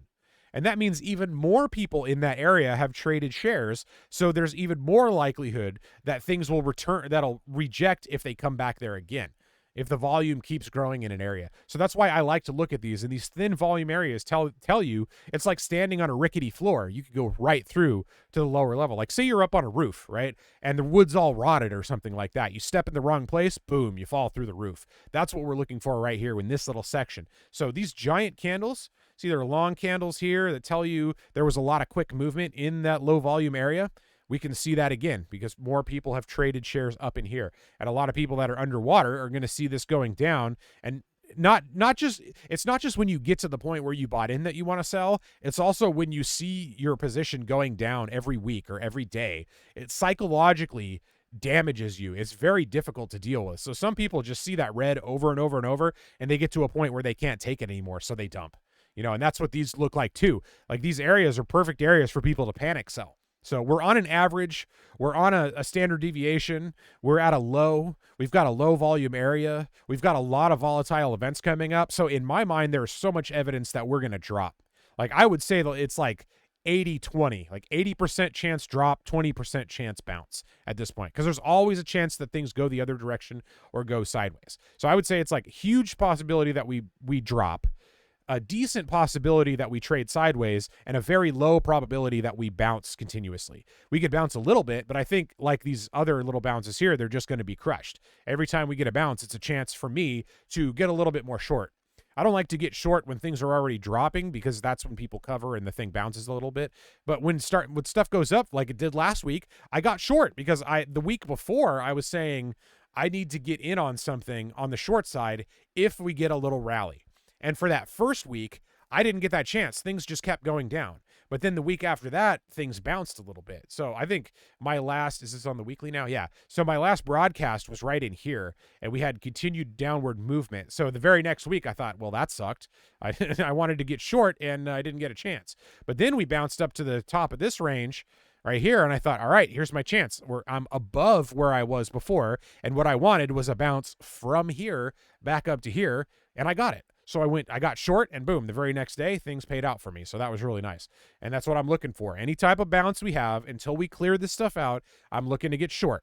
And I'm going to be short until we start to get into these higher volume areas. Like we passed these big candles right here. We've got this nice little low volume area. We've got the 200-week moving average. We've punched through it.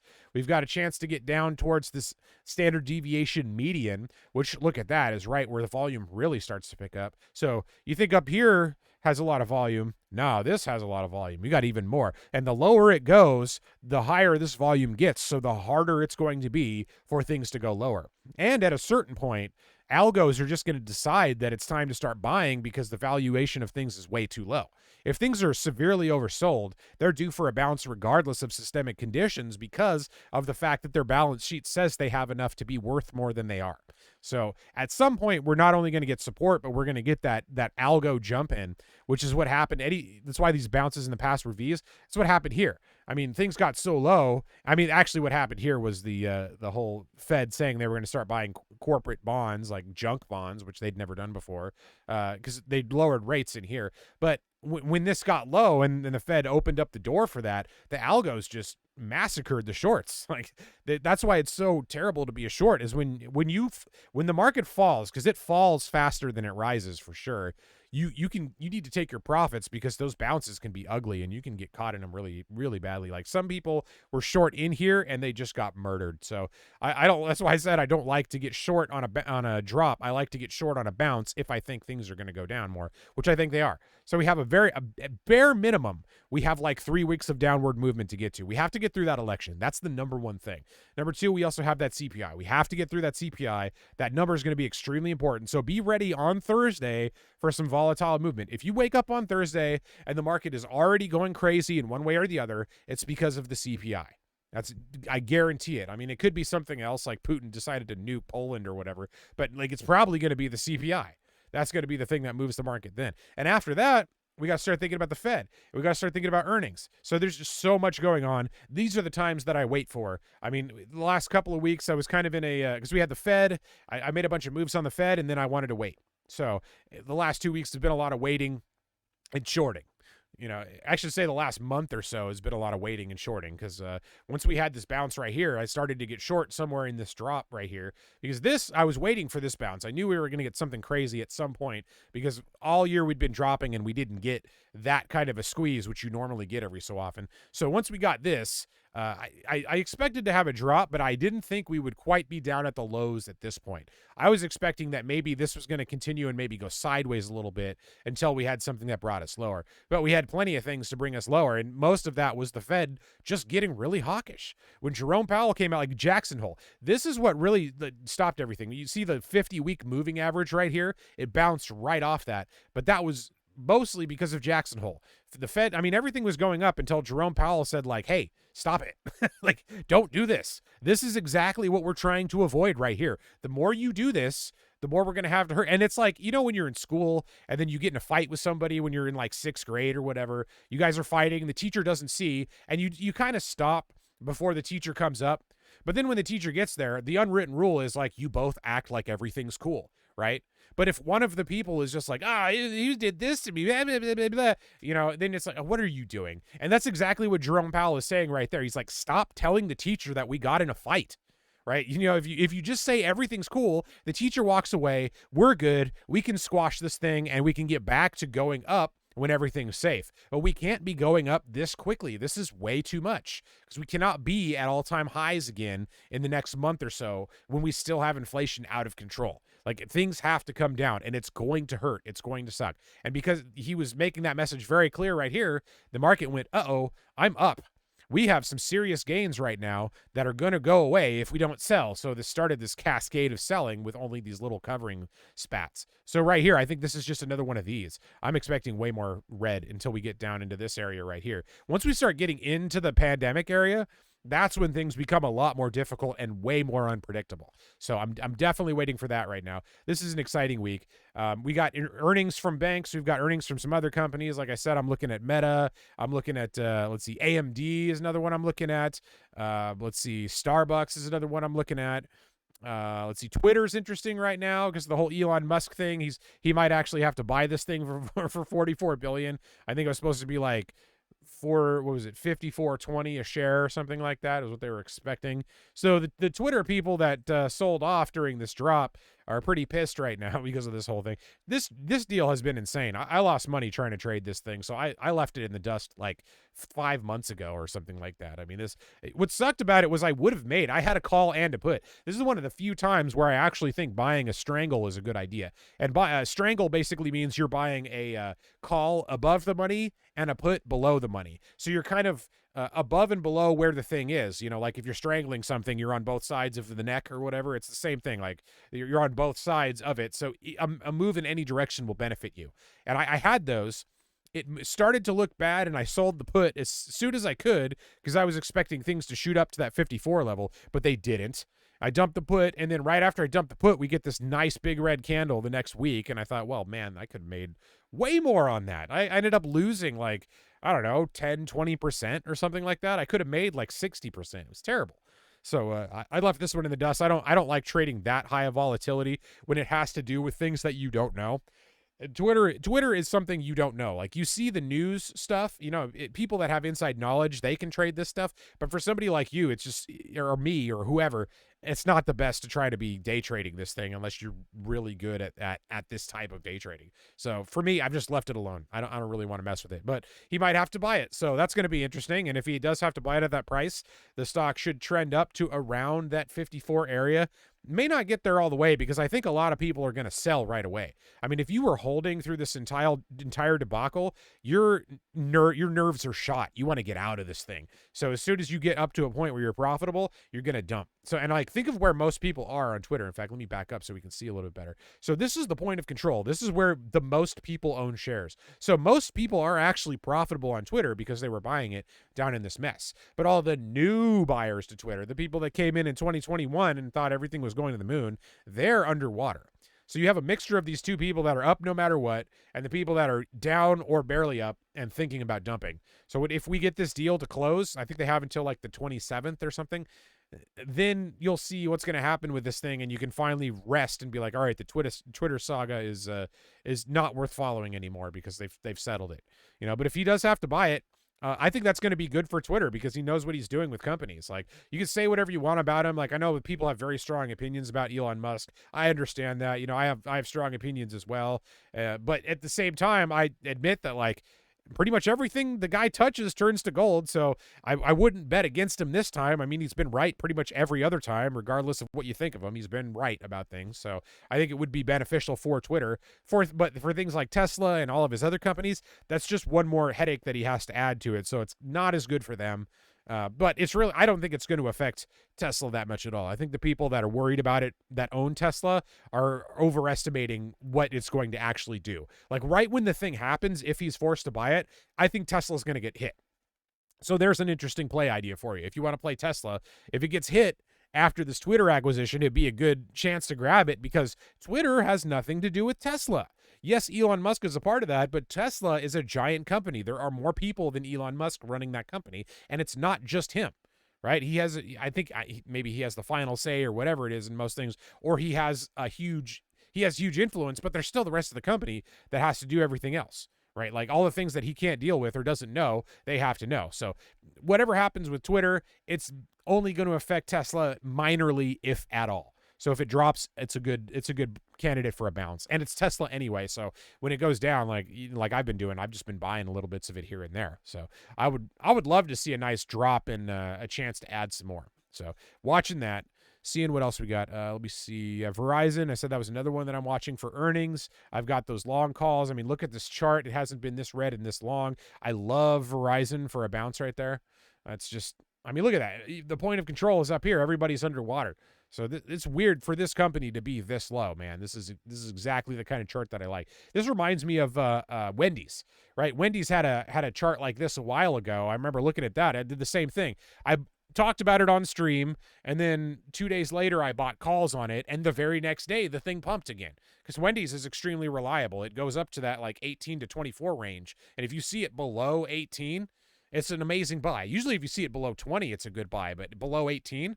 I mean, this was at like 16 at the time, and I think the after it jumped back up to 18. So when you see strong stocks like this that have a lot of pull to this direction, it's worth it because people are looking at this too and thinking like, I mean, people with money that use this as a dividend stock, they're soaking this up right now.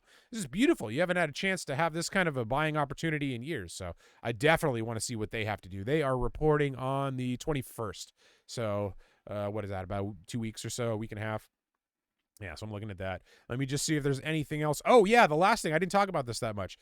So oil is a great play right now. Owning oil is a good idea at this present time because OPEC decided that it's going to cut 2 million barrels per day. They announced it on Thursday. That was the initial reason why I got short on the market in the first place. So having an oil company right now is not a bad idea.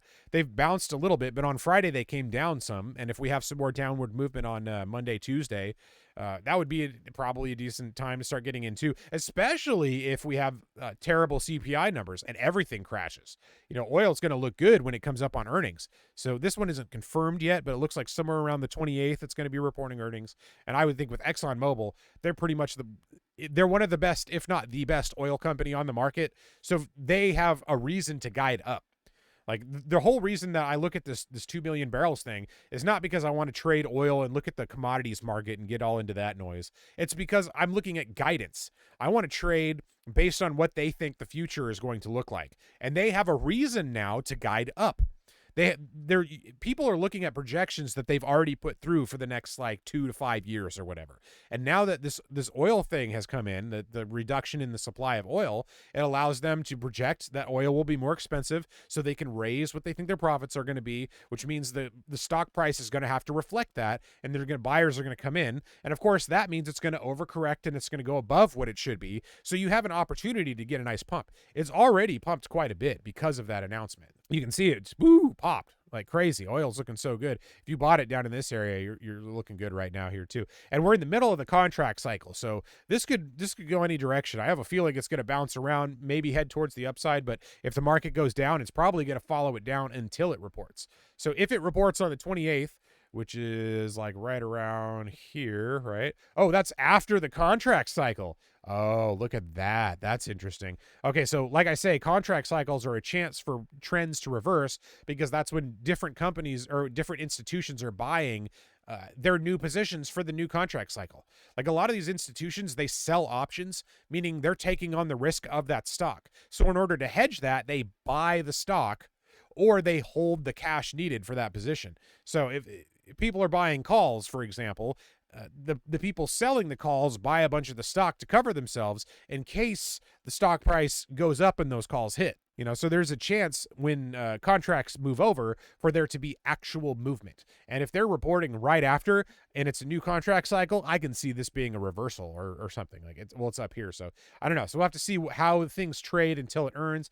If it comes down a little bit, I'm looking for a pop. So ExxonMobil, ConocoPhillips, BP, all the oil companies, I'm watching them for sure. Pretty much any oil company that has a good balance sheet, I'm looking at for a bounce. And hopefully we can get the market to pull them down. Because that's the thing you need. It's not just the fact that there's probably going to be a bounce. Because if I can think of that, the algos, the people with degrees, thought of it way before me. And they know way more about what it's actually going to do. So I know that the only way I can get that play personally is if there's a reduction in price first. So something that has nothing to do with the company has to pull the price down low enough for me to feel comfortable to get in and enjoy that bounce afterwards. So if the market brings it down, then I like a bounce.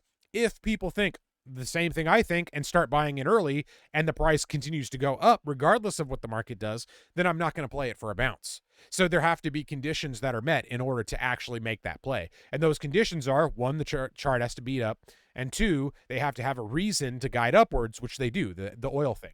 And if, OPEC could make a different announcement in between that time. So you also have to pay attention to what the oil market is doing and what also factors into their decisions. I'm just paying attention to these things to make sure that the play that I want gets set up properly. So I want to drop, and I don't want anything to change in the oil space in that time.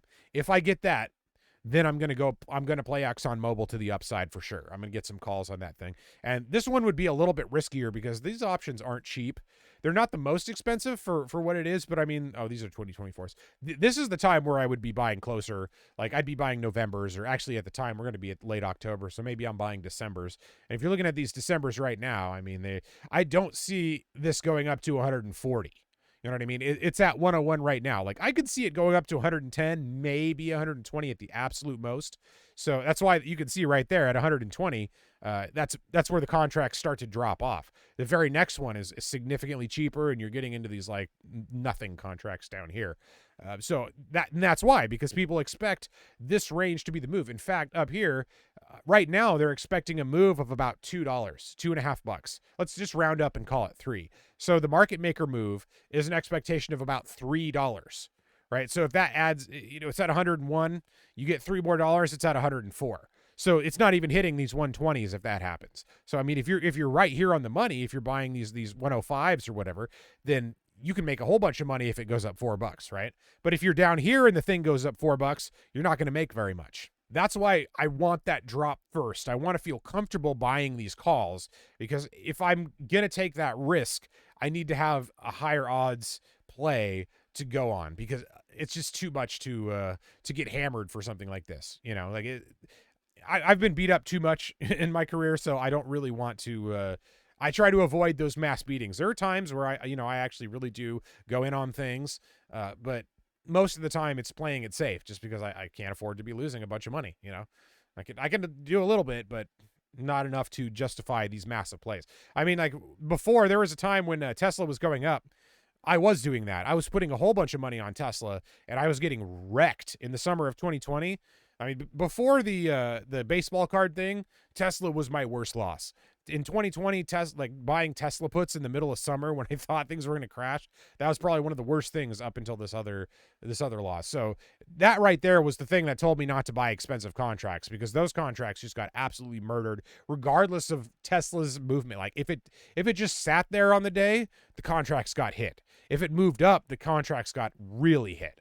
So it was just such a hard time to be trying to catch a short on Tesla. And I wasn't trying to get a long term. I wasn't one of these people that thought it was going to crash. I was just thinking, man, this thing has gone up. It's got to have a little bit of a reversal, which it eventually did, but not while I was going in on it.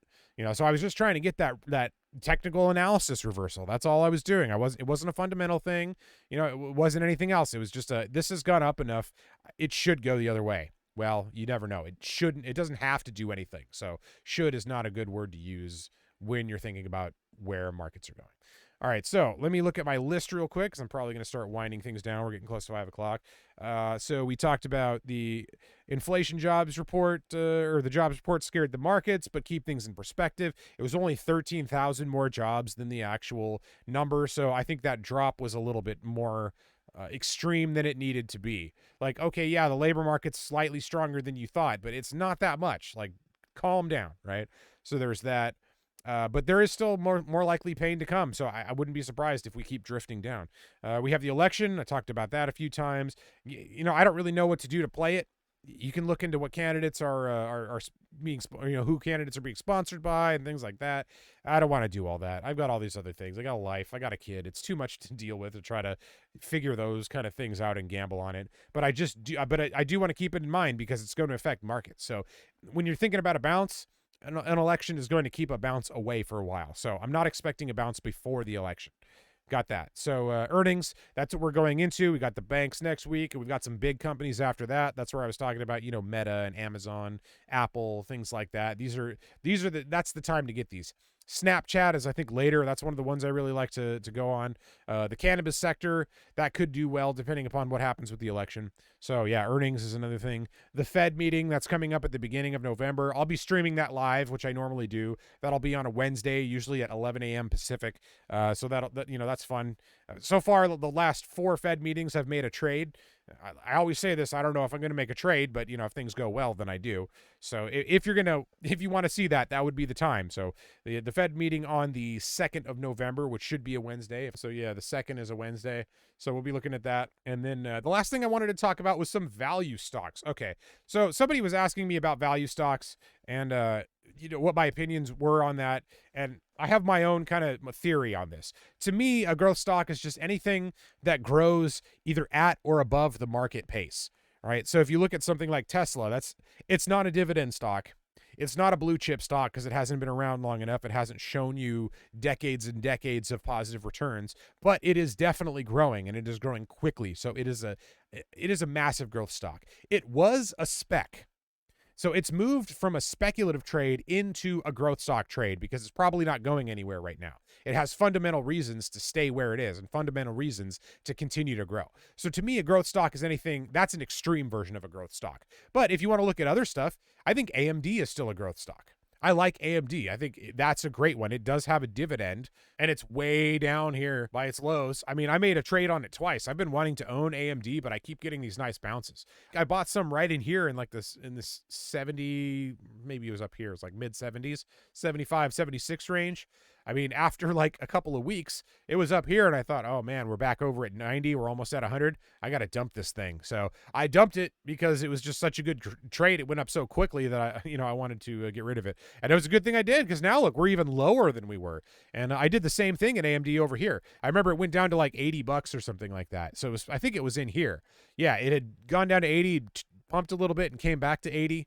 So I thought this is a good place to get in. And I did the same thing. After 3 or 4 days, it was up here. It was back in the hundreds again. So I thought, all right, I got to get rid of that. So there was 2 times that I traded it, and I've wanted to continue to own it. I want to own this thing, but I keep making money on a trade. I can't not take that money. And this year is the time to do it. Normally, you wouldn't want to get rid of something that you want to keep long term if it has a huge jump. Like, you're going to have those times, and then it's going to come back, and you're going to go, I wish I had at least gotten rid of some of it and bought it back later. Yeah, you're never going to get rid of those feelings. That's just how it goes. But when you have a ridiculous return in a short amount of time, and you don't have a lot of shares, because I was usually just starting my positions. Like when I bought it in here, I didn't buy a lot because my expectation was we were going to keep going, and I wanted to add until we got a bounce, and then hold on to it then, or maybe shave off some of it when we get a bounce. But because the trend is down, when we get these big bounces, this would be the year. A bear market is the time to trade, time to sell that kind of stuff. If you buy something, it goes way up, take your profits, the market brings it right back down, and you might be able to do it again. Or maybe you get a better entry price, which is what I'm hoping here. So AMD, they're primed for a bounce too. Like, they have earnings coming up at the beginning of November. So I could definitely see them having a nice little bounce too. They're in a low volume area, which is why they're moving so much, that the market is bringing it down too. So I like AMD for a bounce. I like Meta for a bounce. Whether it's going to be this earnings season or next earnings season, I don't know. But the rest of the year tells me that this is probably going to continue to be a good buying experience. We're probably going to have bounces, because look at how this year has gone. It's like we get these nice drops, but then we get a big bounce because things start looking good for a minute, and then they look bad, and then they look good, and then they look bad. So since we have so many catalysts coming up this month, I could see a whole lot of volatility, upward, downward movement, just because of that. So I'm looking in on buying some more AMD. Got to get back into it. I love the stock. So yeah, AMD to me is a growth stock. It's got so much. I mean, there's the CHIPS Act, which is going to allow them, the government's going to subsidize some money for them to build more factories, do more research, whatever it is. There's just so much upside to stocks like this. I love AMD. Plus, I use the products. I've been using AMD products forever. I did IT for a long time, and I've just liked AMD's product. They've always been good. There have been times where, yeah, maybe Intel kind of surpassed them a little bit, and there are times where they surpass Intel. It goes back and forth. Right now, they're ahead of Intel for sure. Intel's been struggling this year and a little bit last year. But AMD knows what they're doing, so I like that as a growth stock. Here's another one that I consider a growth stock, Costco. All right. I really like Costco because, number one, it's in the grocery and, home decor and other stuff. It's kind of a multi-store, but it's mainly a grocery store, which you need. And it's a dividend stock. It has a dividend. It's a small dividend. I mean, you're paying $500. What is it? Or $468 to get 80 cents or something like that. I don't know. Yeah, 90 cents. That's not a very good dividend, but that's fine because look at how much it's been growing. To me, the dividend is just a plus. Getting a little bit of extra cash on top of it is great. So to me, this is a growth stock. And it's a little bit head and shouldery, but it's at the low end, and everything's going to keep going down. So Costco, that's a one I really like. What about what was the other one? NVIDIA. I like NVIDIA if you want to go with tech. So basically anything in the NASDAQ is pretty much a growth stock still. I mean, there's so much room to go in the technology sector. And look at where NVIDIA is. It's down here in this range. It's down at 1 standard deviation. It's below the averages. It's got thin volume, blah, blah, blah. You've heard me say it about everything. That's why I like this one too. There are so many good buying opportunities. This is a wonderful time. I've been waiting for this for years. I've not had a sustained bear market in my entire trading career. It's always really quick, and then it bounces and I miss it. So it's been wonderful to add. It sucks to be like, oh man, if I didn't add a couple of months ago, I could add more now. Yeah, I know, but you never know what the market's going to do. So take what you can while you can, because you know what happens when it bounces and you're not ready, which is what will most likely happen. You're going to think, man, I wish I was buying more when it was down here. But you know what you're thinking right now? I'm down. I don't want to buy anymore. Every time I buy more shares of this, I just lose money. I could do something else with that money and blah, blah, blah, blah, blah. Well, guess what? You're going to be thinking totally differently when it's going the other direction. So yes, we're going to at some point have a bounce. And it's good to prepare for that. But it doesn't mean you should dump all your money into stuff, because we're going to continue to go lower most likely. I mean, I don't know for sure. Nobody knows for sure. Maybe we go sideways. Maybe we go up. But it looks like we're going to continue to go down. So buying is going to suck. So you just have to know that. You just have to be ready for that. I say that every week because it's important. You need to be reminded that it's okay to buy when things are dropping. It's okay to buy when there's blood in the street, because eventually the blood's going to be cleaned up and we're going to have the nice, open, happy shops again. That's just how things go. There are periods of boom and bust. It's like in nature, in life, in everything. It's the same kind of cycle. So yeah, I like NVIDIA. Most things in the NASDAQ. I like Amazon. Amazon to me is still a growth company, and it's come down quite a bit. Netflix is another good one that they've come down quite a bit, so they're buying into. But Netflix to me, I think, is not going to be as extreme in the future as it was. I think it just kind of had so many factors leading into this pump that it was overvalued by the time it got up here to 700. I could see it coming back because it's below the median. It's below the averages. It's below the median. You know, it looks really good. It's had this huge drop. And actually, I was talking about it in here. I mean, I remember making... I remember saying, like, this would be a wonderful trade down at this low, and bam, look at it. It's up quite a bit from there. So you can tell when a chart of a good company looks like this, you have an opportunity. So Netflix is another one. You could consider that a growth company. How about Microsoft, right? Do I want to consider Microsoft a growth company? Well, judging by the chart, I would say yes, but it's also a dividend stock, right? And at this point, it's a blue chip, you know, so this is a wonderful one to own. You could call that dividend. You could call it kind of growth still. I mean, there's to me, it's kind of a multi-category one. So these are just some of my favorites. I'm just kind of naming these out as I see them on the list. But those are that's another good one. Let's see. Do I have Constellation Brands in here? That's another. To me, that could be a growth stock, but it's also another dividend stock. So it's, again, not a pure thing, right? But Constellation Brands, when you have a chance to buy it, like during the pandemic, oh man, you could have made so much money buying it here for $100. It's come down quite a bit, and it's at 220. I've noticed that this 220 level is kind of where it likes to return to. Like when it's below 220, it seems to come up to it, and when it's above 220, it's pulled back to it, just over and over. But you can see that the trend is still going in an upward direction. So I like that. You know, it's another one. Maybe you classify it as a growth stock, maybe you don't. Oh, here's another one. Giant inverse head and shoulders, right? Here's the head. There's one shoulder. There's another shoulder, kind of. You know, the inverse head and shoulders are technical analysis that it might pop. You know, so there's that if you want to consider it. Oh, but look, there's maybe a regular head and shoulders here. I don't know. I don't buy into that stuff that much anyway. So I just like it as a company. You know, it also is in the cannabis sector a little bit. They're heavily invested in canopy growth. So if the cannabis sector pumps, then they're going to get some of that just because they're invested in it. You know, that's why I like it, because like alcohol isn't going away. Yes, cannabis is going to cut into the alcohol profits a little bit, but I don't think it's going to cut into it as much as people expect. Like people expect cannabis to come in and that's the only thing that anybody is ever going to use recreationally. It's like, no, there are people that don't like it. Not everything is good for everybody. There are a lot of people that don't do anything. And there are people that only do one thing, like maybe they only drink a little bit of beer here and there, or maybe they, you know, smoke a little bit of cannabis or consume some edibles or something like that. But I think a lot of people are going to do both. So it's going to be beneficial for both of them. And most people are going to think like, hey, I'm already drinking. Why don't I smoke too, or whatever? So to me, Constellation Brands has its foot in so many different areas. And if it's diverse compared to some of the other, like I like a lot of the tech stocks, but you look at something like Constellation Brands and number one, it's not on the NASDAQ. It's on a different exchange. It's in a different sector. It's in the alcohol sector. It's also in the cannabis sector. And when the pandemic went on, they were making hand sanitizer so they can convert some of their factories over to make other things if necessary. They have industrial uses, right? If you can, alcohol can be used in industrial purposes. So they can be repurposed if necessary. You know, they have a good balance sheet. So I like that company company too. McDonald's. Here's a good one. So let's change over to McDonald's. I think where is that? I thought I saw it in here. McDonald's. To me, McDonald's. Now you could call this a growth stock too if you want because of the chart, but it's really more of a dividend stock. And to me, it's a retail play. I mean, real estate play. Because most of how they make their money is the fact that they own the lots that McDonald's are sitting on. They own the lots and then they rent them out to people, and they lease their McDonald's brand. So they're collecting rent just being landlords. They're collecting licensing fees from the franchise. Plus they're getting a percentage of all the sales. And it's McDonald's. People buy McDonald's all the time. So they're making a bunch of money in all those different ways.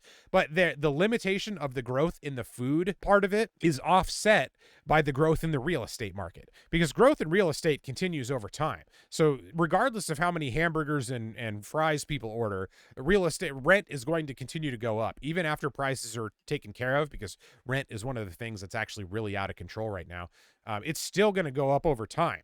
And because they have prime real estate in prime areas. And when people see a McDonald's, it's like, oh, that's prime. Because they're not just renting to McDonald's, they're renting to all the other companies that are in that lot. So you'll see a McDonald's sitting next to like a shoe store and a grocery store and a Walmart or something like that. McDonald's owns that whole lot. So they're collecting rent from everybody else too. So as far as like a great diverse company that you can rely on, McDonald's is great, because even if the food part doesn't do very well, their more profitable real estate part is there. So that's another one that I like. I don't know if you want to call it a growth stock or not, but it's great in a portfolio. It's also not in the NASDAQ. I think it might even be a Dow stock. I can't really remember though. I'd have to check that. But yeah, so that's another good one. I like that. We already talked about these other ones. Procter & Gamble, Sam Adams, Schlumberger. Oh, so that's not, I don't want to own that, but I would trade that maybe. AT&T, don't really care about that one, although it is down to $14. That's really low. It's usually up around 30. Look, see, the point of control is somewhere around $25. So yeah, I'm not surprised. This one could bounce, but the problem with AT&T is it's a massive float. I mean, 7 billion? Whew, that's insane. 7 billion shares. It takes a lot to move AT&T. They are a dividend stock purely too. They're not a growth stock at all. They're dividend only. Their chart does not look very good. So that's not one that I like for a long-term portfolio. But as a trade for a bounce coming up soon, I could see that one being a bounce. Am I going to trade it? Nah. Actually, well, you know what? I might, because the contracts on this thing are stupid cheap. Like if I go to the Novembers here, which is probably the soonest I'd want to do it. I mean, look at this. If it went up to 20, which is very unlikely. All right, let's went up to the 17. You could buy those for $11. That's how cheap these things are. But the reason they're $11 is because people are pretty sure that this thing is not going to 17 by the 18th of November. And they're probably right. It's usually what happens with this one is it reports and it sits exactly where it was before it reports, because they release a bunch of information early. They're one of the more studied stocks on the market. They're an old stock. People know so much about it. It's just not going to move in the way that other stocks do. Being as heavy as it is, 7 billion, that's one of the biggest floats that I know about. I mean, I'm sure there are bigger floats than that, but that's massive. 7 billion shares. And how much does it trade daily? 50 million. So it doesn't move that much, right? Yeah, so that's one that it might be interesting. It might do something. I mean, the market maker move up here is like, oh, it doesn't have one. All right, so it doesn't even have a market maker move. They don't think it's going to move very much. Here we go. This week it's expected to move 56 cents. You see what I mean? It's not going to move. So, yeah, that one's probably not one that I'm going to be looking at. What else do we have on here? Twitter, we talked about that. United, Umpqua, Union Pacific, UPS. Now, UPS is kind of interesting. FedEx had that huge drop. I actually have some FedEx shares, or not FedEx shares. I actually have some FedEx contracts. So for long-term, some leaps. I'm going for the calls on that one. It hasn't really done much yet, but I can see when the market pumps, FedEx will be a nice one to have. So I'm looking at slowly buying that one. Visa, here's a good one. The credit card industry, they make so much money, and it's come down. There's another, like, you could call that a growth or a dividend stock too. See, pretty much all these things that I'm mentioning are some of the more popular stocks, and they have everything. They're dividend and growth. So if you want a pure growth play, those ones I don't have as many of, because they're just not as popular as some of these other ones, but you're going to get a better share growth opportunity. Like here's an interesting one for me. Grocery outlet. I've actually made a good amount of money on grocery outlet. This is not a dividend stock. This doesn't look that great chart wise. It's very flat actually. It IPO'd in like 2019, and it's about where it was when it IPO'd. So this one, to me, it has growth potential. Like I was buying it in this mess down here. I got chopped up a little bit right here. I actually traded some of these pumps and got some of that money. So I was kind of break even when it got to this point. But after I got out of it somewhere in here, I think I remember it went up and I sold and it dropped and then I didn't want to touch it. But I started buying in somewhere after this big gap down. So this to me was a nice buy. And when it pumped up right here, I made a bunch and then I still had shares. So I rode those up into like the high 30s or something. So to me, grocery outlet is more of a pure growth stock because it's lesser known. It still has a huge chunk of the United States that it could spread to, not to mention other countries if it wanted to later. It's a grocery store chain. It's also a discount grocery store chain, so it can do well during a slowdown like the pandemic or lockdowns or whatever. So it looks good in that sense. They're a discount retailer, so they're buying cheap goods most of the time, which means they can make a good amount of money, but it also means they're kind of dependent on what is available for them to buy, so it's not always the best.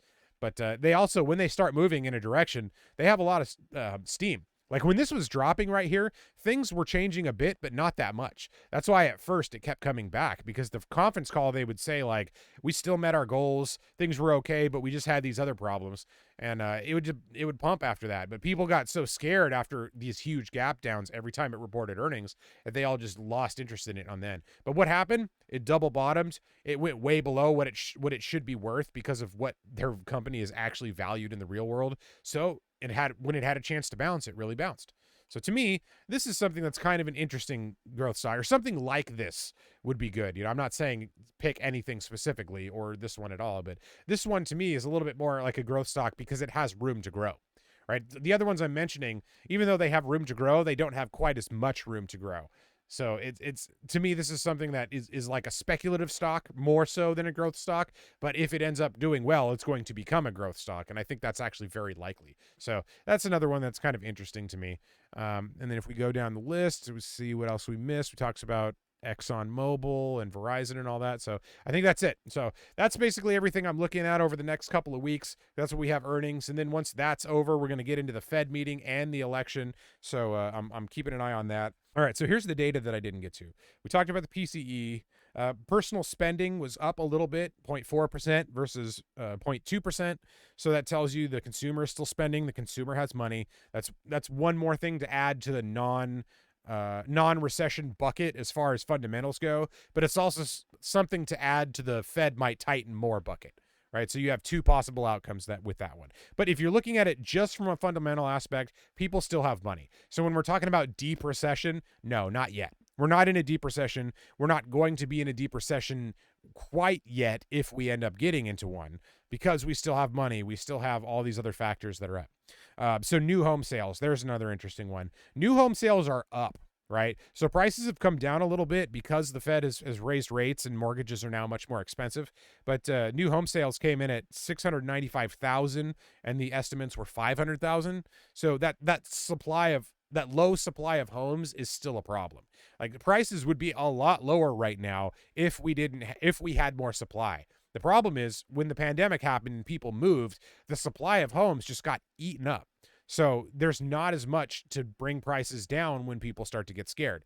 It's a safety net at this point. So the fact that new home sales are up still tells you that there's still a problem in the real estate market as far as the price of homes and everything is concerned. So we had a little bit more than expected on the new home sales. September unemployment is now at 3.5. The estimates were 3.7. So unemployment is still lower than they thought. At this point, we were supposed to see a little bit of a hit to unemployment from the Fed's tightening, but that hasn't quite happened yet. So that's another reason for the Fed to tighten a little bit harder if they end up getting more hawkish when it comes to their next meeting. So that's another reason why I don't want to be too heavily invested to the upside, because we still have so many factors pointing down. So there's that. And then retail sales, all right? Retail sales are up 12% year over year. for the week ending October 1st. So retail is still relatively strong. That's another reason why we're not in a deep recession. When you hear these people talking about like, oh, it's going to be bad, this is going to be bad.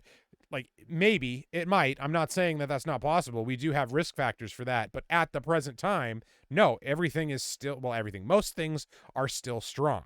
So that's why when you think of recession, before I started trading, I didn't think of recession in terms of the market. I thought of recession in terms of how it made people feel, how difficult it was to live your life and make money. You know, from that standpoint, things are still good.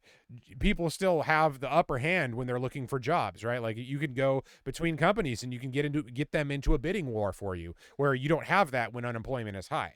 So the average person is going to have more money because of the fact that the labor market is so tight. You know, and that's one of the things the Fed's looking at. If they can crush the labor market, then they can crush inflation. And that's what they don't want to do that, but they kind of have to. So they want that number to come up a little bit so that they can relieve the pressure. So people don't have as much money to be dumping into prices to make them go up. So there's retail sales. All right, now here's one of the things that was really interesting that I wanted to talk about. I was going to try to find the graph, but I didn't have time. The net free credit balances inverted. That's a chart that measures margin accounts. Right? A margin account basically means borrowed money. So this net free credit balances inverted is telling you that margin accounts have been severely liquidated. They're back to the levels they were in like 2017. So that's telling you that people that bet on stocks and other financial instruments with borrowed money are not doing that as much right now. And that's a big point when it comes to inflation, because one of the things that brings prices up is people's ability to borrow money and bid prices up. Not just in the markets, but if you think about commodities, right? If you're a trader, if you're trading commodities, corn, wheat, soy, whatever it is, those are real products that are eventually going to be bought by companies that sell it to the consumer. So when we go to the store and we buy, a bag of sugar or whatever, that who knows what sugar where that's from? It's bought in bulk on the commodities market, and then it's packaged into these little things and sold to us for a profit. But if that bulk continues to be more expensive, then what they're selling it to us for has to increase in order for them to have a profit. So what the Fed wants to do is it wants to stop those speculators from raising those commodity prices and making it more expensive for the end user. So the fact that margin accounts are down means that there's less bidding for that kind of stuff above what it should be. People don't have the money to drive prices up. Because if you can borrow, $100 million and the competitors can only borrow $50 million, well, the competitors can put a bid in and then you can go, hey, well, I'll bid more than that. Right? And then somebody else might come in that has more money and be like, nope, I want it. I'll bid more than that. So they can raise the prices so much just because they have the money to do so. And that doesn't affect them. They have plenty of money. But you know who it affects? It affects us, because whoever ends up getting that in the end has to raise the price so that when people buy it in the store, it's worth that effort to put it there. So the fact that margin accounts have been liquidated is a really, really good sign. And it's something I don't hear anybody talking about. It's not a metric that's common. It's actually one that I didn't even really know about until recently, but it is really interesting to me because margin is one of the things that drives the market and drives the economy. People's ability to borrow money. It's the same with the housing market. People don't just go take their pocket change and buy a house. They have to borrow money to do that. So borrowing money is an essential part of the economy, and it's very important in the stock market and the other financial markets. It's very important in the real estate market. So the fact that margin accounts are getting liquidated sucks for them, but it's good for us because it's a sign that they won't be able to bid prices up quite as much. So that's interesting. The other thing I saw is the CBOE put to call ratio is really, really low, which means that there are a lot of puts right now. It's like 8 times the amount of puts versus calls. So most people, for every 8 puts that exist, there's 1 call. So people really think the market is going to go down. People are extremely bearish. And some of the other indicators, like there was the AAII investor sentiment, the bull-bear ratio, that was showing that people are extremely negative on the market. I was just talking about the net free credit balances. Those are saying margin accounts are liquidated. So there are actually a lot of positive signs in the trading aspect, in the underworkings of the market that people don't normally pay attention to.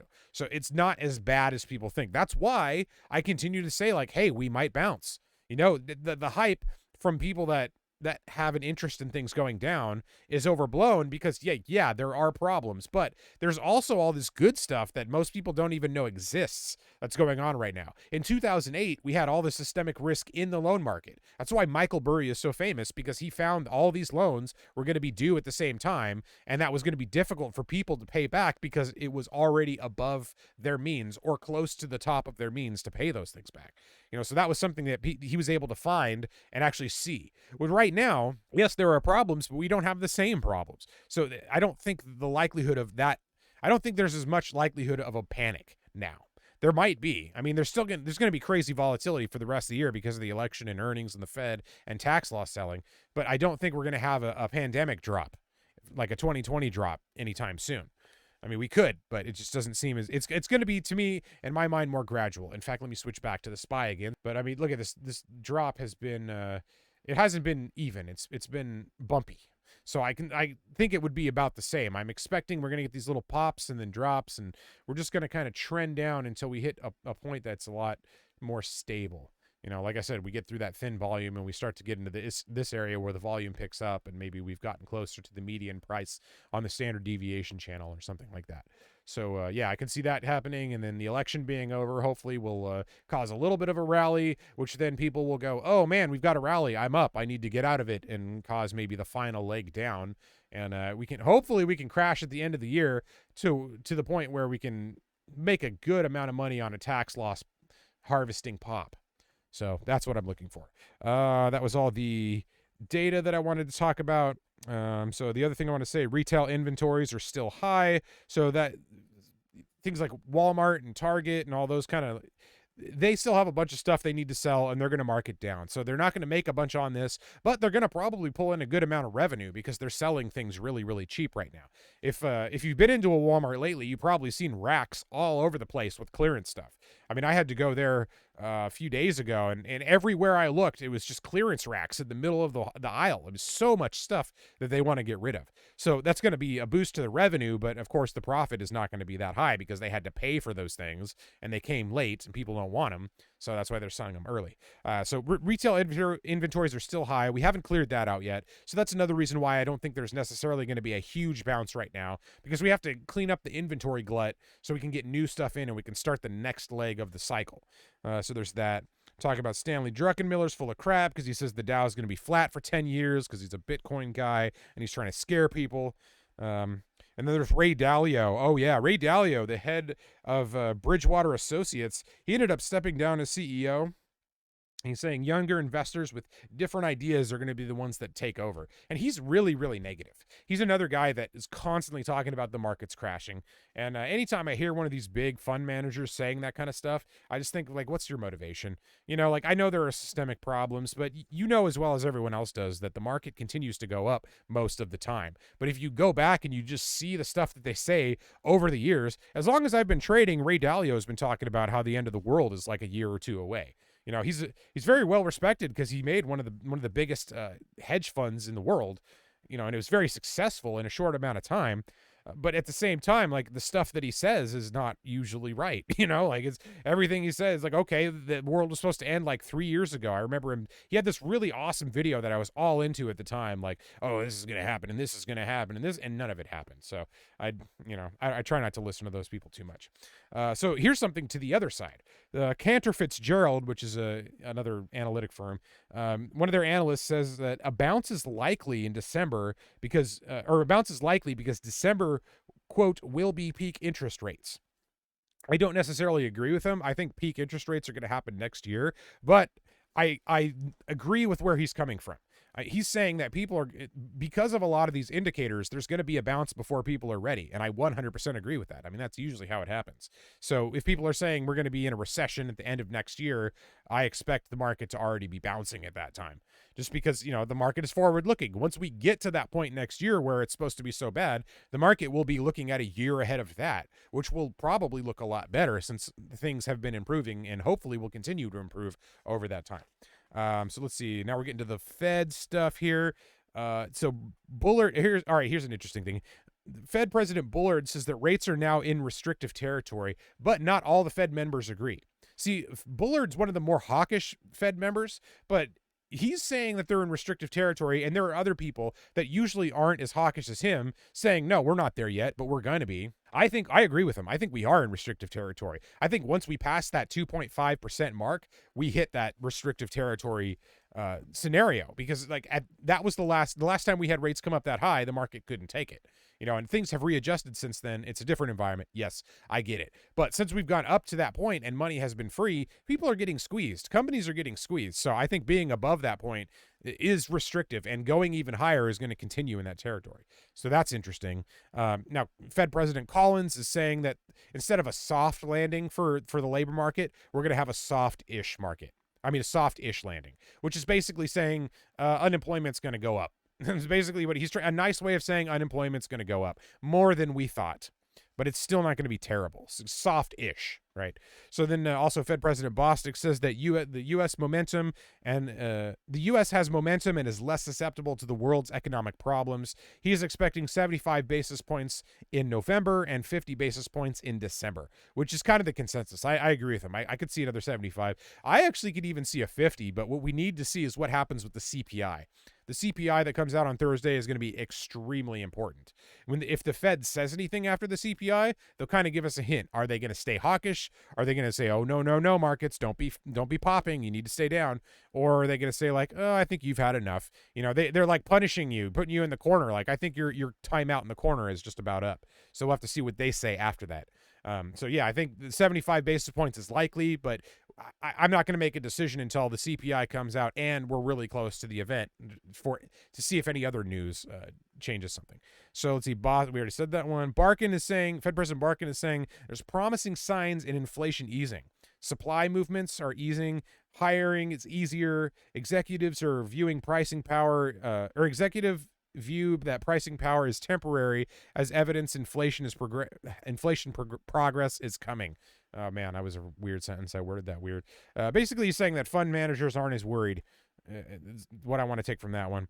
All right, so then Fed President Mary Daly is saying that unemployment could rise to 4.5, not 6.5. So she's basically saying that the market projection for this stuff is over the top. And I agree with her. I think the market is always going to over-project things, especially in the media, because usually when you're trying to guess something, there's a range of possibilities. You don't know what the exact thing is going to be, but you know there's going to be a range. So you think at the low end, I could see it being this. And the high end, I could see it being this. The media will take whichever one of those ends is the most shocking and put that in your face, right? They're going to say like, oh, the unemployment is probably going to be 6%. Look at what's going on in Biden's America. It's going to be 6%. Or Trump's America, it's going to be 6%, whatever it is, right? They're going to put that political spin on it and throw that the highest projection they can out there. But what Daly is saying is like, no, 6.5% is way on the high end. And there's a lower end scenario, which is basically where we are now. I don't think people think it's going to get lower than 3.5 or maybe even 3.4. It could. I wouldn't be surprised if it did. But she's basically saying in between, the middle is more likely than the extremes. So that's one reason I really like these Fed presidents coming out and saying stuff, because like even though they spread their hyperbole and FUD too, they say a lot of really reasonable things that get overlooked by the media on purpose because they need the shocking stuff, not the reasonable stuff. All right, and the last thing I wanted to say about the Fed is the Fed minutes will be coming out on Friday or Wednesday. So right before the CPI, we get the Fed minutes, which the Fed minutes basically are the transcripts of what happened in the meeting during the last Fed meeting. So basically what what happens during these Fed meetings is they get together, they all get into a room, they discuss what's going on, and then they vote on what the policy is going to be. So when they come out, you get the decision from that, but you don't hear what was said. You get Jerome Powell coming up and kind of giving you a little speech, kind of summarizes what was going on, but you don't hear everything. So a month or so after, or a few weeks after that Fed meeting, the minutes from it come out. Basically, the transcript of what was going on comes out, so you can see what people were actually saying. Like, we know who voted what and what the vote was, but we don't know why. And the Fed minutes will tell us why. So that's another, even though it's information we already have, it's going to be more insight into information we already have. So that's important. We've got the CPI on Thursday, and then I believe we have something on Friday, but I'm forgetting what that is. Might be Might be more like unemployment or retail sales or something like that. I don't know. So something's going on Friday. Let's see. The last couple of things I have right here are, Janet Yellen. There's rumors that Janet Yellen, the Treasury Secretary, might leave after the midterms. She's saying no, of course, but that's what they always say. You know, if there's rumors going around, they have to deny it. But there's a chance that we might have a new Treasury Secretary after the midterms. Who knows? So I think there are some people that aren't too happy with how she's doing, or maybe she wants to move on. If she's saying no, then she doesn't want to move on. But it also could just be rumors being spread in the media for stories. You never really know. But that's something to pay attention to, because whoever the Treasury Secretary is will affect the market in some way. So that's something I'm going to be watching. I don't know if that's actually going to happen or what I'm going to do about it if it changes, but it's just something I want to be aware of so I know what the surrounding environment is. All right, and the last thing I wanted to bring up is some crypto news. It looks like the SEC is fining Kim Kardashian $1.3 million for pumping Ethereum Max, which is not Ethereum. It is a different altcoin. But what she didn't do was she didn't disclose that they paid her $250,000 to pump their coin. So she's getting fined $1.3 million. I mean, really she's only getting fined $1.1 million, because, you know, that $250 has to come out of that. But still, I mean, that's so much of that has happened. If you remember a couple of years ago, it was like Floyd Mayweather had a coin that, you know, people bought into, and then it just disappeared. He just kind of stopped. What happened there is he got paid to pump it. He wasn't in on that project. He didn't do anything. He just got paid money to like come in and pump that a little bit. And, you know, whatever he made on that pump and dump scheme was probably good for him, but it hurt everybody else. And he's got a new coin. He's doing it again, right? So, yeah, in 2018, he got popped. I think DJ Khaled got popped. Now Kim Kardashian's getting popped. So the SEC is trying their hardest to make sure crypto is a security. I think eventually, I knew this is what was going to happen. Eventually they're going to have to regulate it like a security, because people are getting crushed and getting in so much trouble with these altcoins that are scams. It's still such a new environment. It's still so highly unregulated that there needs to be something to protect people who are getting hurt by all these scammers. So the SEC is trying to make sure that they can regulate crypto like a security. And if they do, that means crypto is subject to the same rules that stocks are, which means people getting paid and not disclosing that they're getting paid to promote something is illegal. I mean, and that's why I don't buy anything celebrities talk about, man. If a celebrity talks about an altcoin, or I mean anything, talk about Bitcoin, talk about stocks, I don't want to listen to them. I don't want to hear it, because like they're not in this world. You know, they have money and they have money managers or whatever. They probably know a little bit about it, but they're either getting paid or they're just talking out of their ass. So I don't pay attention to what celebrities say about the markets, or especially crypto. I never, ever buy anything a celebrity is into crypto wise. It's just really not a good idea. So that's what we had going on this week. Last couple of weeks, it's been really interesting. You know, I made a good amount of money on these downward plays. Made a little bit on cannabis. That was nice.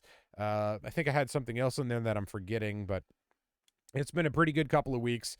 I mean, nothing crazy, you know, like these aren't huge trades or anything, but it's been nice to actually come up with a few different trades and have them go well. So I'm looking for more downward movement. I'm keeping myself safe. I'm getting ready for this earnings season. There are a few companies I'm going to play. By the next broadcast, I'll be talking about a lot of this stuff. So that's what we're doing. So let me see. When is the next broadcast? Next week, I'm going to be off. So the 23rd. Perfect. This week, the 24th through the 28th, there are so many good companies reporting. This is a huge part of earnings season, these 2 weeks right here. So I'll have a stream right before that. And then the next stream after that will be the Fed, which will be the next week. So basically, I've got the next stream is going to be talking about earnings mostly, and then the stream after that will be the Fed, and we'll see what goes on for there. That'll actually be a live stream where maybe I trade, maybe I don't. We'll see. It really depends upon the environment. So we have a lot going on. I'm actually really excited about this. I can't wait to make some trades on earnings season, because I've been waiting for the pivot, you know, not the Fed pivot, but the market pivot, because we're going to get it eventually. And I think earnings season is a chance for that to happen. Relieve the pressure from the election. Let earnings season happen the way it's supposed to, and then if the Fed doesn't change anything, if they just keep going on the path that they said last time, the market's going to be happy about that. So that's one other thing you got to keep in mind. Like the Fed doesn't have to pivot, right? The Fed doesn't have to say we're going to start lowering interest rates, we're going to do X, Y, Z. All they have to say is We're going to keep the exact same plan in place. We aren't making things more extreme. We're not upping anything. We're just doing what we said last time. If they say that is as bullish as it's going to get, probably. Because if they do pivot, then the market would explode. But if they say like, all right, we're still good, then we'll have probably a nice little bottom forming unless anything else comes in that could ruin it. So I'm looking for some downward movement. I want to get some shares and some stuff by the end of the year, some tax loss selling. I'm looking at earnings. I'm looking at the election. I'm looking at the Fed. So much going on. Way too much to talk about. So I've been blabbing quite a bit. I feel like I've talked a lot, but I haven't said even half of the things I wanted to because I just have so much to say about what's going on right now. It's a very, very interesting time. It's also a very volatile time. I'm expecting the next couple of weeks to be pretty interesting. I've got a bunch of cash. I've got a little bit of a short position on, but not much. I got out of it on Friday just because I wanted to make sure that I capitalized on those gains in case we have a sideways week next week. Because that's what I think is probably going to happen. Before we continue to go down, I think we're going to have some sideways action and then drop when things don't keep going up. Because sideways is basically the market saying, can we go up? Can we go up? Can we go up? No? Well, then I'm going down. People get afraid because when you buy in and you see it going sideways for a while, especially if you have options, you're thinking, man, Theta's killing me right now. Or I have these shares and they haven't done anything. It's been a month. I need to get out of this before it drops. So not moving is a self-fulfilling prophecy for a drop because people aren't getting the jump that they were hoping for. So I can see that happening if we don't continue to go down. I think Monday is going to be pretty bad. Let's look at the futures real quick. The futures are still down. They're just kind of trading sideways a little bit. Trending up a little bit. That's not too bad. There's some kind of upward movement. So I can kind of see maybe some upward movement on Monday. But I got out because when you get a drop like this, you just need to get out and like take your gains because that's wonderful. You buy in here and you get this. Just take it. You know what I mean? Even if it goes down for the next 2 weeks and you're thinking, man, I could have made so much more. That's fine. That's fine. Just take what you can get. You don't always get opportunities like that. You don't have luck like that every day. So we'll just have to see what happens on Monday. All right. So I think I am going to head out here. If anybody has any comments or any questions, anything they want to talk about, we can do that real quick. But if not, I am going to go. So I'm just going to talk a little bit to give chat time to say something if they want to. We talked about earnings. That's kind of the big thing. Earnings for the next couple of weeks, then the Fed meeting, then the election. And we'll see what happens with that. I'm very interested to see what's going to go on with the rest of the year because I am so hoping for a continued downtrend. I'm going to be very, very disappointed if we start the bounce now. It's possible. I don't think it's likely, but if it does happen, I'm going to be so disappointed because, man, I want to keep buying. I've been loving all these buying opportunities. When we get this pop eventually, my long portfolio is going to look better than it ever has. I've been getting the best, like I consolidated all the stuff that I didn't like into the things that I did like. So I have more of the positions I do like. I got rid of the ones that I don't. I've basically done my tax loss harvesting already. So, whatever happens at the end of the year, it's not going to be much different for me. I'm only going to be collecting pretty much. And that's what I want to be. That's where I want to be. Because the stuff that people are getting rid of is going to be the stuff that's already down. Like the good stocks are not going to be the ones that get hammered quite as much during tax loss harvesting. It's going to be a lot of the bad ones. But there are going to be some good ones that are mixed in because it doesn't really matter if the fundamentals are good. It matters what the chart looks like at the end of the year. If somebody bought something in January and it's down 40% at the end of the year, they don't want to hold that anymore. They just want to get out of that, take the loss, and have that offset some of their gains for the next tax season. And that's what I want to do. I want to collect the very few good companies that are mixed in with the bad companies, the diamonds in the rough, because they'll be there. They'll definitely be there. And the more time goes on, the more I'm looking at them. And like right now, I think Verizon is one of those. I could see Verizon getting trapped. Like Verizon is such a good company that if you see a massive drop in it, and you look at the news and it doesn't look like much has changed fundamentally, it's such a good buying opportunity. So I'm really hoping that Verizon gets hammered because I would love to just pick up a ton of Verizon shares and more contracts at the end of the year because once things start going, Verizon is very, very solid. It will move with the tide. It's not going to be, it's going to be difficult to keep Verizon down. It's not going to go up that high, but being in 30, I could definitely see it going up to the mid-50s. Not easy. It could easily get to the mid-50s.